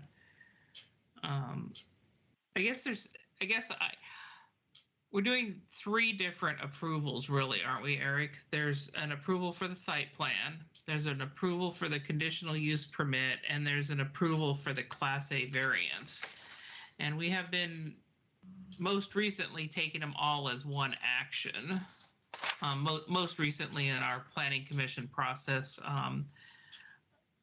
I guess before we go any further, does anybody have any concerns about any of the individual items? The Class A variance that is out there is having to do with the visual corridor, and because of the retaining wall, they would be not doing either 44 or 70% of the required visual corridor plannings. If there's any concerns about lumping that into a general approval motion.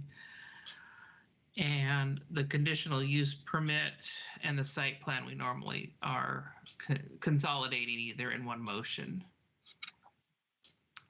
So I don't see anybody having any concerns about any 3 of these that need to be raised to a level of calling out for a separate motion or a separate action. So, and Vice Chair Kai, you're right, that we haven't made any changes or corrections or edits. Okay. So unless there's anything else, I'm ready to make a motion. I move the Sherwood Planning Commission approve the application for Willamette Water Supply System, project number LU 2020-19 conditional use permit, site plan, and variance based on the applicant testimony, public testimony received, and the analysis findings and conditions in the staff report. As amended. As amended. I'll Thank second you. it. All right, it's been moved and seconded that we approve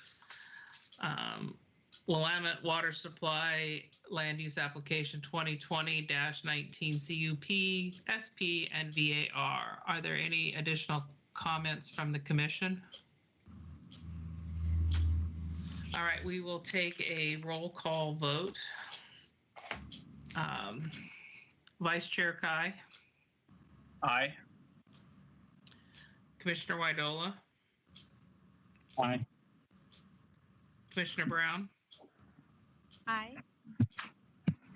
Commissioner Giles. Yes. Commissioner Harsh.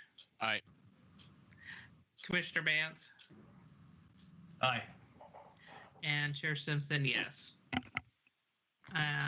We have so approved land use application 2020-19. And thank you to the applicant for allowing us to ask questions and put forth a project that has design elements that will, they look good. And hopefully we all get a tour of the facility and get to enjoy that forest overlook. Thank you very much. Thank you.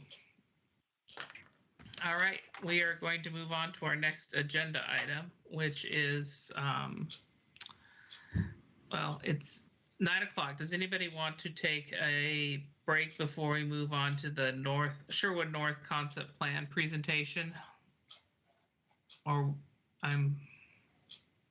nope, okay, then we will, I'm not sure who's doing that presentation.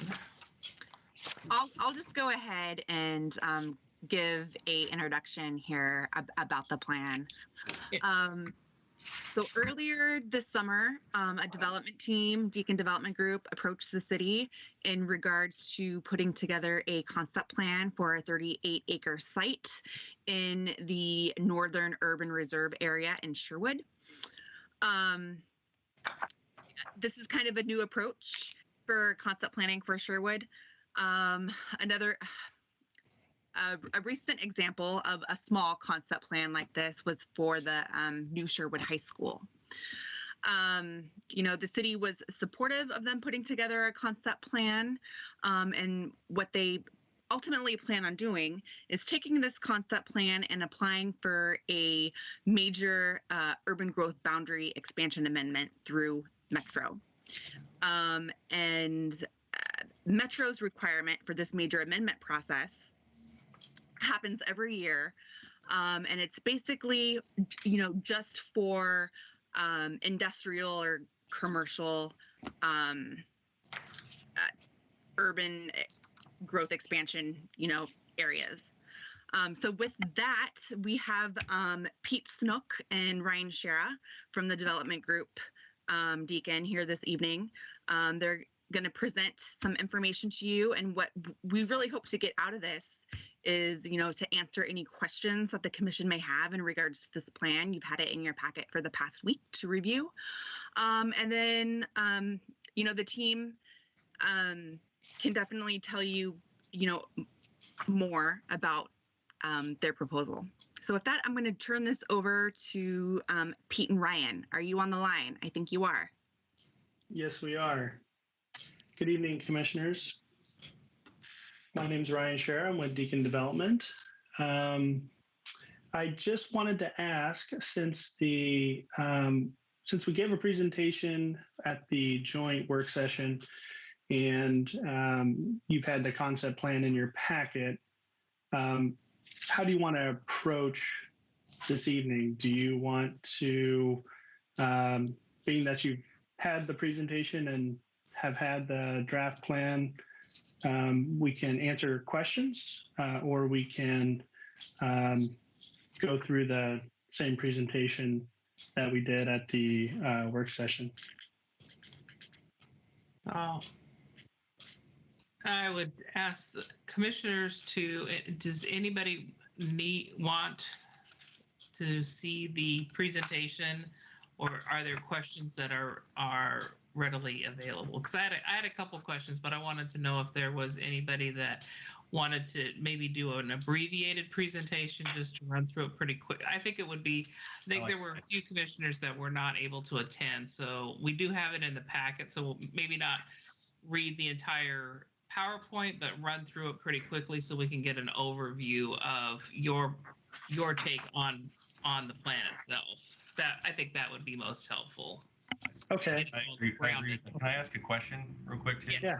What, coming out of this, what's the commission being asked to do? Just kind of learn right now, or are we going to be doing, like, making a decision coming out of this topic today? So the city council will be making a recommendation or comments to Metro in favor of having Metro increase the UGB, correct? So what council will be doing that's proposed on January 5th is to accept this proposed concept plan by resolution. And then Ryan and Pete and their team will take that and include that as part of their package for this major amendment process to expand the UGB. And we've just never to add, especially for commissioners that weren't at the joint work session, there is no requirement or there's no process really built in for Planning Commission to necessarily have a recommendation, but there was definitely a desire from council before it went to them to have this presented to you guys and have the opportunity to just chime in and give your thoughts as it moves forward in the process. If Metro does expand the urban growth boundary to include this area, it will totally come back to you guys for an actual comprehensive plan amendment, and you will absolutely have, a loud voice in that process where you're making a recommendation to council for what the zoning should be and ultimately, how that area develops. Well, we're here to help the council, so if council wants us to see the presentation, we see the presentation. And I think the other part of that was having the Planning Commission look at it, because we do look at the zoning and stuff like that. If we saw a red flag now that would make this project have issues, it's good to get in the beginning rather than wait for it to come back in a few months and go, oh, wait, well, we knew this piece of information that would have, made a decision more difficult. Councilor Rosner, do you have some input on to what the council's perspective is on this? Or you have your hand raised? And you're on mute. Oh, I didn't see that. Can you hear me now? Yeah, well, there you are. Okay.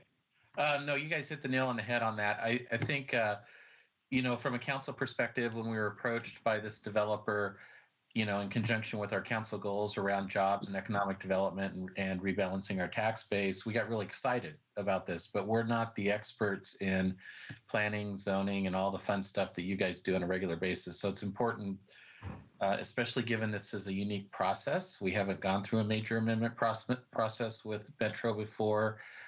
There are definitely headwinds to doing this process, given it's a commercial ask. So we definitely want you guys in the loop, want to hear your input, your thoughts, your comment about red flags. We may have missed stuff, when we're looking at it. So we want to hear this before we make any, we want to hear from you guys before we make any kind of recommendation to Metro on whether we expand the urban growth boundary or not. All right, well, I see Mr. Snook has his hand raised, and we're going to just turn the meeting over to you and your team to present this. Well, thanks. I did want to clarify just one thing before Ryan starts in the presentation. Ryan's been doing this for a lot more years than it appears on his face, and you can tell the color of my hair, I've been doing it. And this is the first time I've been through this also. So it took a while for me to grasp the fact that we're really, like you say, we're looking for information and red flags and things, but the goal here is to get Metro to go to and enlarge the urban growth boundary. Once they do that, then what Ryan and I and you are used to, and like the presentation you just saw, it'll look a lot more like that. So we'll be back in. So now you're going to, I'm saying this early because you're going to say, wow, this plan is not really very detailed. And that's because it's so such a large look at it that we are just looking at for larger hurdles that you might see and keep you informed, because if it does get through the process, we will definitely be back in front of the Planning Commission in the more normal annexation, zoning, design, and that kind of stuff. So yeah, with that, I'll let Ryan get started on the presentation. Sorry, I did not mean to cut you off there, Pete. I just wanted to get my technology in order. Well, it's a good way to get me to stop talking to. All right. So, yes. So this evening we're talking about the Sherwood North concept plan. The area is more specifically located along Highway 99 to the north of the city. Of course, that's why it's called Sherwood North. The plan that you see here actually illustrates all of the urban reserve area in blue in the Sherwood North urban reserve areas. There's a west area, middle sub area, and an east sub area. We are talking about the middle sub area this evening. One of the first things we did, and both for the concept plan as well as the UGB application preparation, is identify a need, both in the entire metro area for commercial land, as well as in the city of Sherwood. So our consultants worked with Metro on doing some GIS mapping. Our consultant is FCS Group.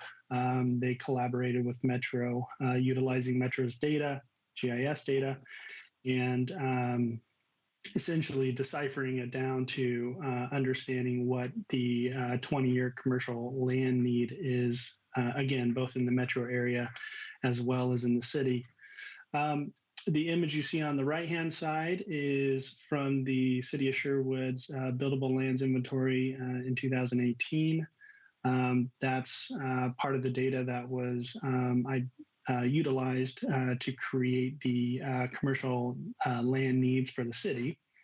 And as you can see on the left-hand side in the metro area, over a 20-year need, there's a deficit of approximately 317 acres, and within the city, over a 20-year land need, there's a deficit of approximately 57 acres. So starting with that, now there's a need and a demand, and so we identified the mid sub area, and it is approximately 40 acres.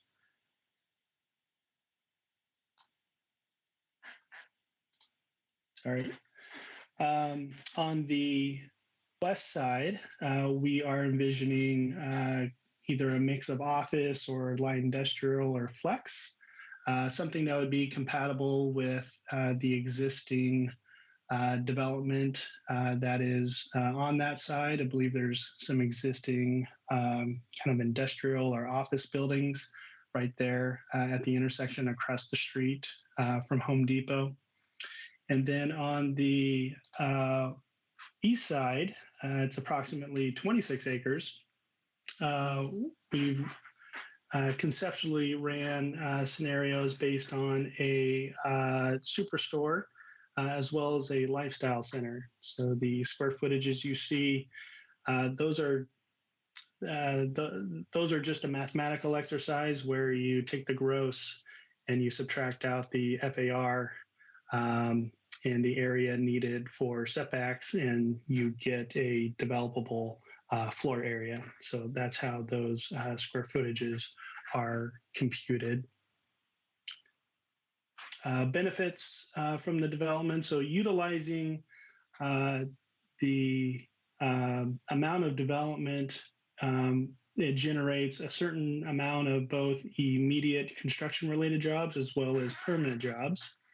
And FCS Group, who is our economic consultant, did an analysis on both the number of direct jobs and indirect jobs, as well as the anticipated average wage for those jobs.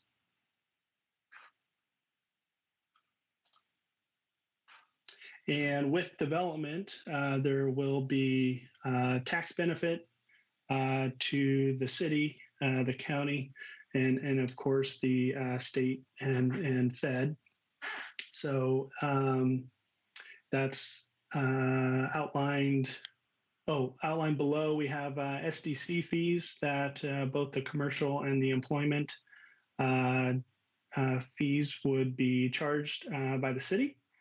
And then there's also annual utility revenue that would be generated for the overall project as well. The next thing we looked at was feasibility. So can we service the properties with sewer, sanitary sewer, storm sewer, and water? And luckily, there just so happens to be utilities nearby where both the properties on the west and the east sides can connect to. Not a lot of large or long extension runs in order to connect utilities either to the site or from the site to a discharge line, both for sanitary and storm as well as water. It's all pretty close and nearby. We hired our consultant, Pacific Habitat Services, to take a look at wetlands as well as environmental. The areas you see in green are identified as wetlands. There is a small area that is an old mapping designation for a habitat conservation area where the mapping data just needs to be updated. There are buffers for both CWS and Metro identified. There's a 25-foot Clean Water Services buffer, as well as a 50-foot wide vegetated corridor buffer for Metro on the west side.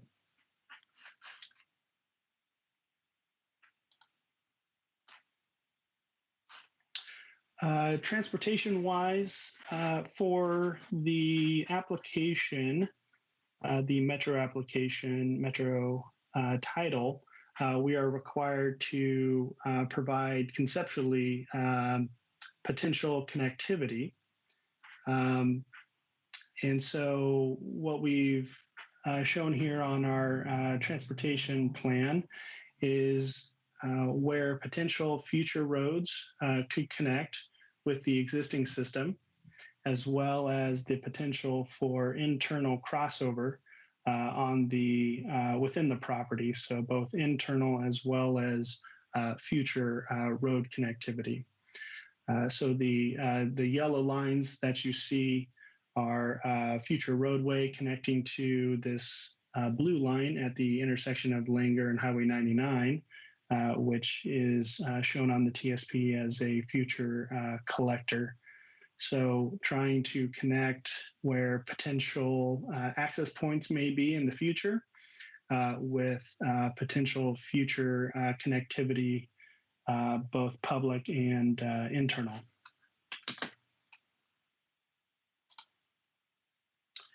Our next steps are to go to the City Council on January 5th.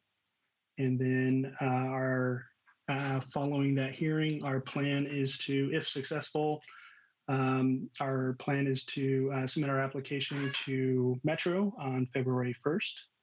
and we anticipate a decision in August. Any questions?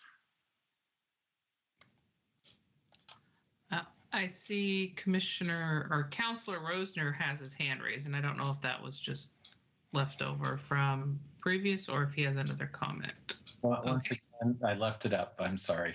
That's okay. All right, Commissioner Giles. So you mentioned the utilities. Is there what are the ability to connect to the internet infrastructure? Is that included with electronics and electrical power and things like that? Yeah. And, so, sorry. Okay, go ahead. I was just going to answer your question. Yes. So both power and internet run along the highway and are easily accessible. Okay, excellent. And then, so on the commercial, the commercial to professional building development. When I worked at the kind of the Lake Oswego Cruise Way kind of professional development, one of the things that was key about attracting tenants there was, the lunch places for people to eat and dinner and things like that. Is there any thought given to kind of attracting those kind of play? Besides, I mean, I would love having a gourmet grocery store or something, but is there an idea that any of those other types of establishments would be attracted to that area? I don't think there's anything when we get further on down the road and we start applying, the comprehensive plan designation and the zoning designation. I don't think there's anything in the anticipated zones that would not allow for such uses. The general commercial, the restaurants and dining establishments are allowed. I'm not sure about office commercial. Is that, Erica? That is a good question. Let me look at our zoning code really quick. I'll come to you with an answer. While you're looking that up, I had a couple of just throw out there ideas just while she's looking that up. Is there an opportunity for Sherwood to have some sort of gateway signage at the front of this development? We talked about that early on with Julia, Erica, and Bob. And, I don't see any reason why it couldn't be accommodated. It's not like it eats up a significant amount of land area.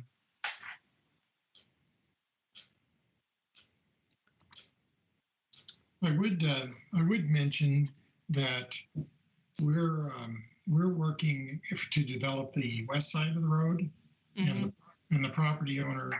On the east, and on the west side, the property owner there, he's turned over by a written agreement to allow us to run his property through with the process. So if you were talking about a sign on his side of the road, I don't see any reason why that wouldn't happen, but we wouldn't be able to speak directly about it here. But when he comes in to start working on his zoning, I'm sure he'd be happy to. Just throwing it out there that I think it's identify us. Personally, we think it's a good idea. Something up in the very northern point, because it's probably the furthest north Sherwood will go for quite some time. And it would be nice it's nice when we know that we're entering Sherwood, and as our neighbors expand and gobble up the property, I don't want to lose the identity that Sherwood has. And so just to say, hey, welcome to us.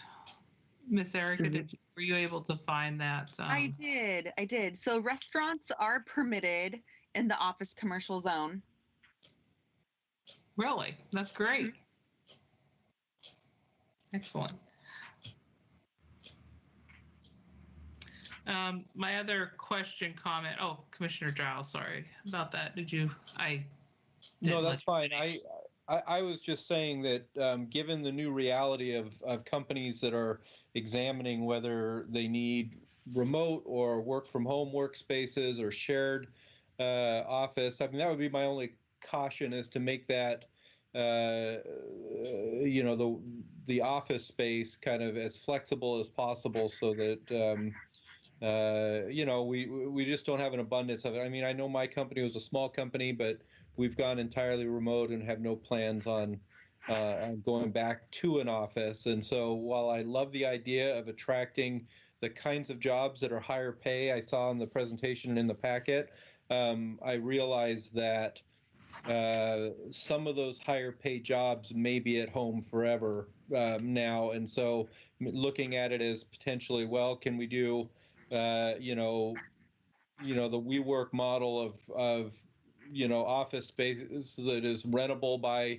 individuals who, like me, have children at home, or different things like that, you know, so that could get office space there and things like that. It's not a, it's just something, again, like what Gene was saying, that it's just things to consider as we're maybe some things with the pandemic have changed for good, so, for permanent. So. Yeah, well, we'll hope that's not. I do know on the west side, they've been talking to a hotel and a restaurant. Oh. But neither one of them are willing to go much past talking. We'll assume this project won't be till 2022, so by then they may be on board. Commissioner Kai, you're on mute. And you have a question? Sorry, I was on mute. Question for Erica. Does this property butt up against the Tualatin Wildlife Refuge, or is there developable lands that are further north of it? Well, you know, that's an interesting point, and I'll address that. We are working with the property that goes all the way to the county road, which is private. And so when we talk about this, it gets a little confusing. There's only a portion of it that Metro will allow to be annexed into the city, and that's represented by the blue line on that map that Ryan's showing. But if you look to the east of that, you'll see a double white line and some buildings. That's about the margin of the property. So we really are dealing with 32 or 33 acres we'll be talking with the city about, but we'll be in control of probably 55 acres or almost 60 acres. Okay. And so the remaining 20 or 25 acres are not in the reserve. We've had some early conversations with the Larry at the reserve, and agreed that if this gets adopted into Metro, that we'll get back and talk with them, because I don't know if you're aware, I certainly wasn't, but Metro, Washington County, and the reserve are all in a process of trying to figure out how to better manage the natural resources that they have there, water and plantings and things, to better enhance the wetlands and the environment and the habitat. And so because we won't ever be developing in that area, have entered into that kind of quadrangle there with those entities. It'll probably never be in the city, but you'll see us working with the county and the reserve on what to do with that when we're done. Okay. So to answer your question, there's a very natural, very large buffer between us and the reserve. Okay, great, thank you. Several hundred feet away. Oh, yeah, I was going to ask if there was a buffer, or because between your property and the wetlands, because it's be nice to make sure we don't have light pollution or noise pollution going off into the refuge. So my other question had to do with the street planned, and I saw your little arrows going how you're going to do connectivity. I don't know if the property to the south, where it looks like there's a cul-de-sac in there, is that cul-de-sac permanent? Is there any, again, I'm pointing, you can't see me point. Is there, stop, that little cul-de-sac there, is that blocked off completely from connecting all the way up, or is the terrain such that that would be an impossible task? Or are you guys going to stub off from Langer Farms Parkway on the bend of the corner? Yeah, the conversations have been to stub off potentially with Langer Farms at the bend. Okay. There's nothing, you have to work with the staff to figure out if there's something in our planning that we could talk about when we come back, about making a connection to, or at least have the ability, not abandon the idea of having a connection to Sherwood Highway. How you would get there on the south side would be through that cul-de-sac there. It also looks like kind of a spot further east to line up with one of the streets to the east that I saw. So there might be a way to do that. At least plan for it. I didn't see anything else that I saw as I would be surprised if ODOT allowed 2 signalized intersections, but they're existing crossovers, so they're probably, seems like they're gonna have a lot of ODOT interaction as you go through your process. So best of luck there. You touched on something that Ryan and I noticed that we got from our consultant. We have 2 blue dots that represent 2 different things. So one is a new light that ODOT says, how they are, they won't tell us we can do it, but they said there is a process by which we can get the northernmost light into an application. Where the green arrow is below, if you look at the legend, it says it's an existing full circulation access point. That you're correct. That'll definitely never be a proposed full circulation access point in our plan. So this kind of mixes what's there and what might be there. And unfortunately, before we give it to Metro, we need to change the color of one of those dots. So this one's existing, this one's future. Okay, good clarity. Thank you. Yeah, we'll push them further apart. At aspirational light. There you go. Yeah, aspirational light. Commissioner Harsh. I've just got maybe a selfish question. That their property there contains a place known as, I believe, Tater Field. Is there any plans to leave that in or have that be part of a public access? We don't have a whole lot of on public land softball fields, baseball fields in Sherwood. We've got. Is that functional? Is it open to the public? It is not currently. That's private land, but softball community is small. It's not hard to get to. But that's a different. Historically, it was. If you own the property now, then perhaps that's different. But the previous owners, it wasn't hard to get there to practice. Oh yeah, okay. I'll tell you what. That's something that we could try to figure out how to accommodate. It just would go along with the development. Who would operate it? Would it be something the city would operate? Potentially. There's also, we have a softball organization in Sherwood called the Fireballs. That's a nonprofit. That's the local home team league, I guess. It's got a long history. It might be worth talking to. We do have the new ones at the high school that have the new high school, which has just been built. There are artificial turf ones there. It's not clear whether the softball organizations have access to the ones on the new high school. They do use the old high school currently. It's just more facility, and this one could be available for public pickup. It's just a question. It doesn't. There's no weight behind it. My family is intimately involved in the software organization in Sherwood, and that is a softball field sitting there. Well, I have 7 grandchildren, so I almost have a full team. You do. You only got to get a couple pickup kids, and you're good to go. Yeah. So there's property that we will be, won't have use for in our plans. When you go out there and look at it, you'll get far enough down towards Langer. So there's it's not an impossible request. Maybe we could start early in the process before we start doing any kind, sometime after Metro, but before we come to you to talk probably with you to guide us to the right people to talk about how they would operate and maintain. And Yeah, I'd be happy to make the connection for you. I mean, the other thing is, you know, there used to be corporate softball teams and all that kind of stuff. You're building a corporate area. It's kind of died off a little bit. That might be another methodology, and it does align with some of the Sherwood improvements of the parks and such, because it is effectively a softball park, right? I mean, it is what that is. So I don't know. It's just a spitball idea, but if there's something you're looking at, it's already there. Okay.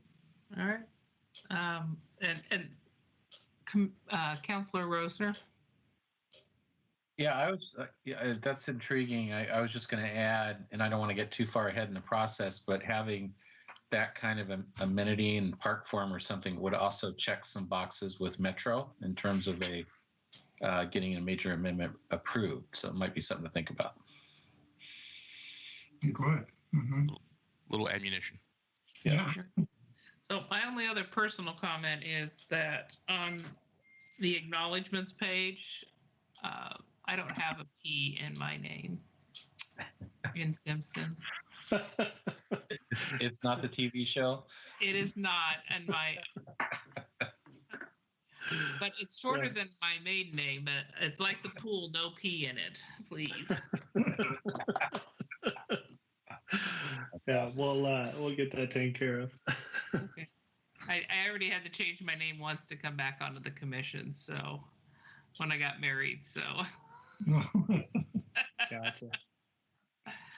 I don't see any other comments. I really appreciate you guys taking the time to stay through our first hearing and do your presentation to show us what we can look forward to the future. We can do a courtesy vote because we don't have any authority, or a head nod that's in kind of favor support of the council providing Metro a letter that says economic opportunities and the need for more commercial space, and the planning that we sees is in line with what our vision for Sherwood. I don't know if the commission or Eric is falling off her chair wanting me to make an action or not. Is support from the Planning Commission helpful to the council as they go through this process? You can definitely, the commission could definitely provide their support, in an action if you feel like it's necessary. And I think it's definitely supportive, and it shows that we're going through a thorough process on the city side as we go to Metro. So I think it'd be great if there's agreement on the commission. Yeah, hand up. All right, so I would entertain a motion for support from the Planning Commission to City Council to provide a letter to Metro in support of the economic benefits provided in this Sherwood North concept plan. So moved. Second. All right, it's been moved and seconded. We have a question from Commissioner Bantz. Oh, it wasn't a question. I just hadn't talked it all yet. Uh-oh. But it's okay. I don't really have anything. I just ramblings and musings. But I tend to agree with the direction everybody's going here. I like this plan. I really like your idea of the sign. I know that's kind of small, but it's pretty neat. Welcome to Sherwood, welcome home kind of feel. This is Sherwood. I get it on the office. There's a lot of. I work in a world of forecasting here at Umpqua Bank, and office is a wild card. Maybe we'll find out mid next year. Certainly by the time we get to really working through this thing, I think we'll have a much better grasp of where that's headed as we come out of this. So there's forecasters who don't think it's going to be quite as dire as people tend to think, but you don't know, because there's cons to the work at home thing as well, particularly hiring and training people. harder to do, get people kind of in the cultural mesh and fold of the company and that kind of stuff. There's a lot of pros, so it'll be interesting to see where that goes. So I'm okay with the way this is right now, and generally I like it. So we can continue. All right, Commissioner Widola, I don't know if you have any comments to add before we take a vote. The only comment I'd want to, add a little bit or just some reflection on is on, I think it was page 35 of the handout, and I'm just going through it real quick here, but the economic numbers, there's an economic output of like $315 million. And if memory serves here, and I don't have the page open right now, but and we got about 40 buildable acres. So if my math is correct, it's about $8 million of economic impact per buildable acre.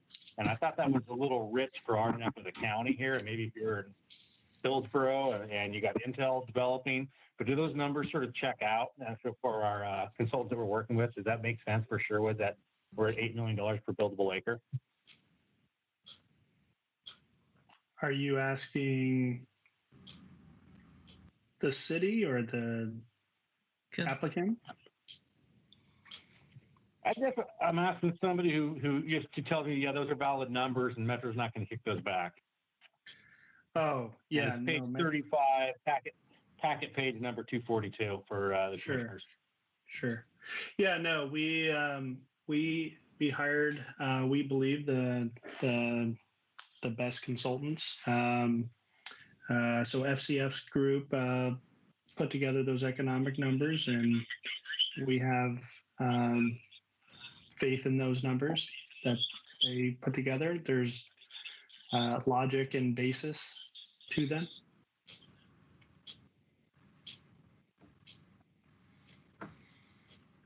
There's nothing preventing us from double checking between now and the time we submit in February, though, to make sure there's not a typo in there or something. Yeah. Yeah, thank you for bringing that up. We'll definitely look and make sure it's not 135. But it's probably accurate. We've been through it a number of times. This is probably about the fourth iteration of the economic data. Always good thank to you. Okay. Thank you. Appreciate that comment. Commissioner Brown, did you have any comment? I realize I should have asked both of you prior to our other hearing too, so. I don't have any questions at this time.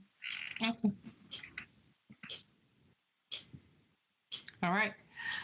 So we have a motion on the table to send our vote of support to council to provide a memo to, or a letter to Metro regarding the economic benefits of the Sherwood North concept plan to the city of Sherwood. If there's no other questions or comments, I better call roll call. I vote yes. Vice Chair Kai? Yes. Commissioner Widola? Yes. Commissioner Brown? Yes. Commissioner Giles? Yes. Commissioner Harsh? Yes. Commissioner Bance? Yes. Motion approved. Thank you very much. And thank you, commissioners, counselor, for your input, and to the applicant or the future applicant, the soon-to-be applicant. Appreciate you taking the time. Yes, thanks for staying up late. We appreciate it. All right. Happy So holidays. we have one. Thank you. We're done. We have one more agenda item to do, which is the annual report to the council. This should only take a couple of minutes. Eric will be scrambling and writing down all of our wonderful accomplishments for the past year. This is a report that we do annually. Usually it is part of the annual boards and commissions dinner invite from the city council, where we would, as individual boards and commissions, go before the council and do reports about our year, and the city buys us dinner. But in a COVID world, we don't even get dinner. So I expect a gift card from Tim personally. there you go. Yeah, they could just All right. everybody. All right, Tim. Now you know why Counselor Scott isn't here tonight. I was set up. Now, yes, I understand. So we have new commissioners, and we have a few not as new commissioners. So just looking for 2 or 3 of the most significant accomplishments in this past year that you'd like to throw on to Erica's list. And you can just throw anything out. Well, I would say 4 of the 6 sections of the comprehensive plan, even though I only participated in one of them. So I would say that we've done a review on the housing needs analysis, the economic opportunities analysis, and the other comprehensive plan draft sections.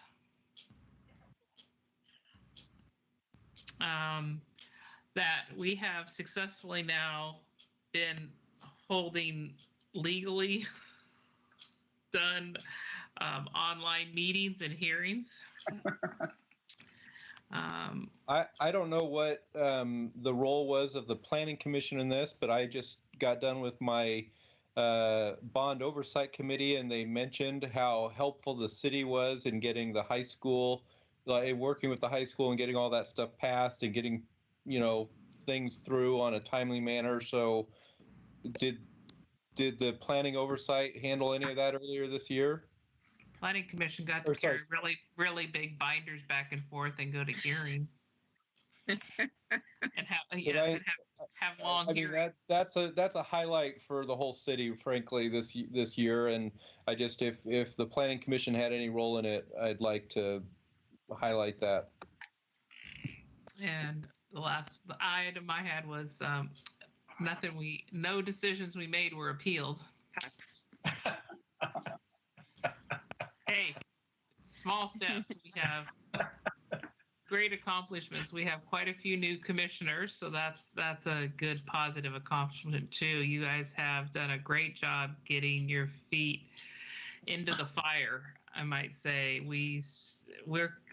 I feel overwhelmed at times as how much hot and heavy it's been coming in at us. So being new, it is not always so fast with so many different complex natures. PUDs, comprehensive plan updates, the code audit that we're now going to be doing. This is all not normal planning commission stuff. We a lot more used to just getting development applications and processing them. So this has been a lot more exciting and a lot more work. So kudos to everybody for doing that.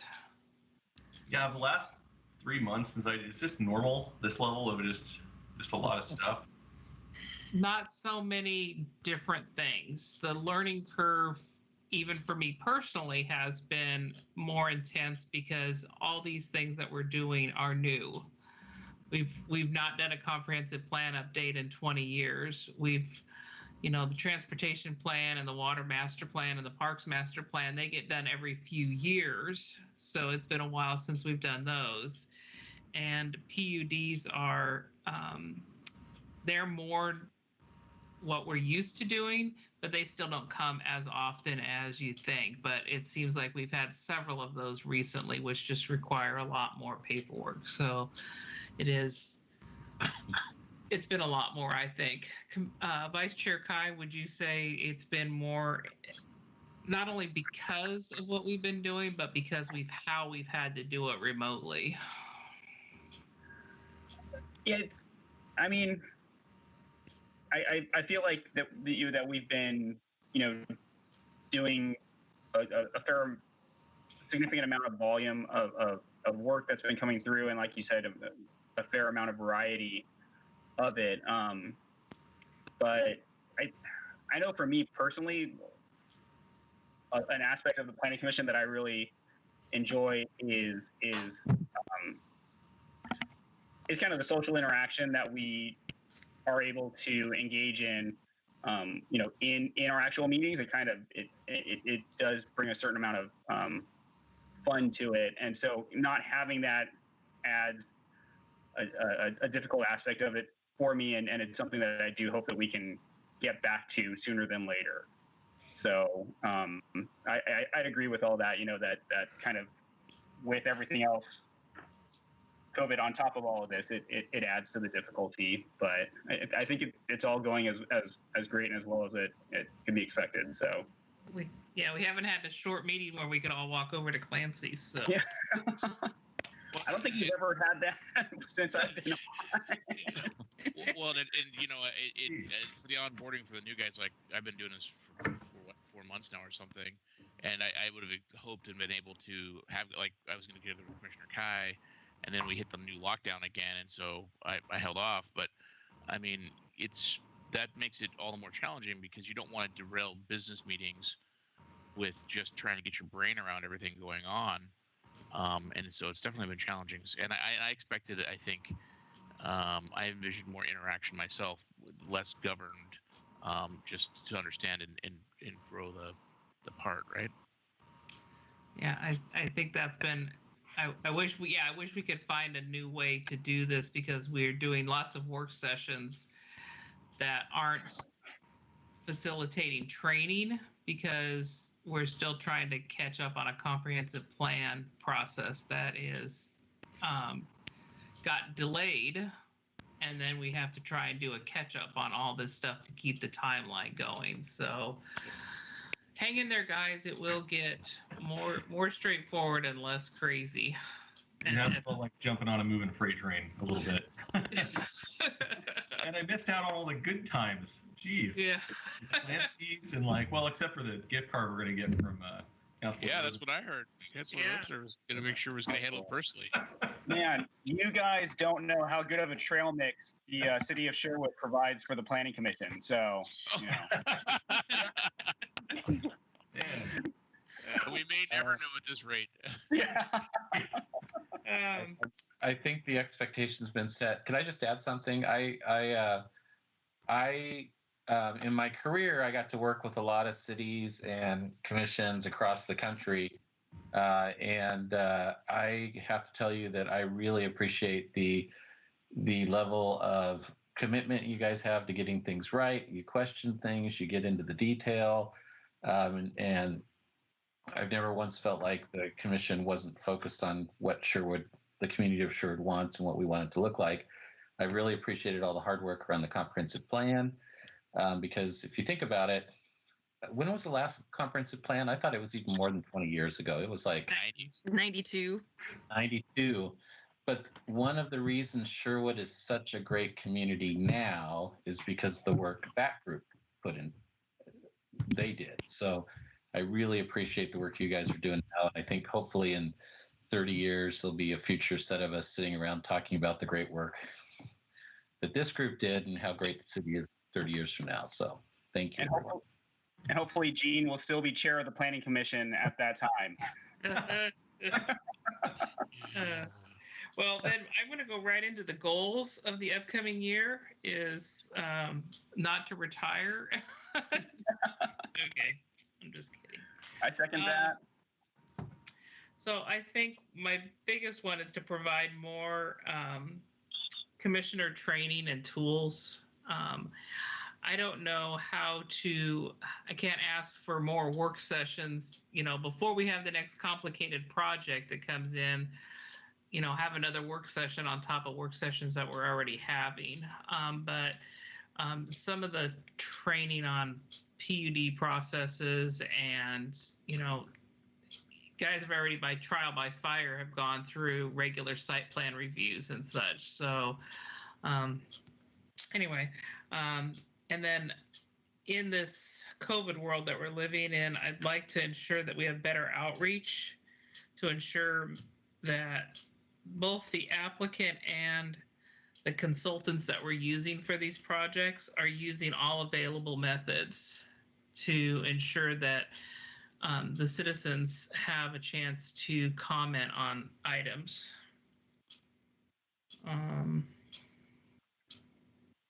And then my big goal is to make sure HB 2001 is processed in a manner that allows us to keep Sherwood looking and feeling like we know our citizens enjoy based on the quality of life they enjoy.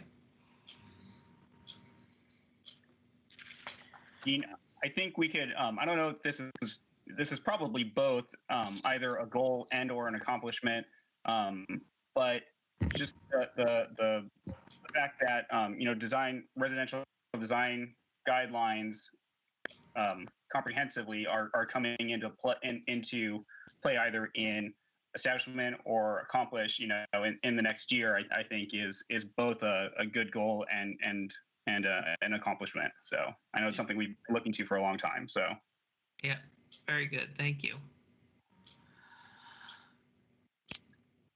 I think I have everything to put together a report. So thank you for this discussion. Okay. No. All right. So are there any other planning commissioner announcements? And I hope you guys do hear what's being said, that we are appreciated, that the level of work that you're doing is amazing. So thank you to everybody. So. Thank you, Gene. Thank you. All right. We have another meeting this month. Is there another one this month, or no? We're off. Okay. It's all January. I say no. Erica, please confirm there is no meeting on the 22nd. I confirm there's no meeting until January 12th. January 12th. Fabulous. Hopefully I remember my name though. All right. Well, I'm going to, if there's no other announcements, oh, it says adjourn work session. I think we're going to go ahead and adjourn the whole meeting. Yeah. And wish you guys Merry Christmas, Happy New Year's, and a wonderful holiday season for everybody. So stay safe. Same to you. Thank you. Thank you.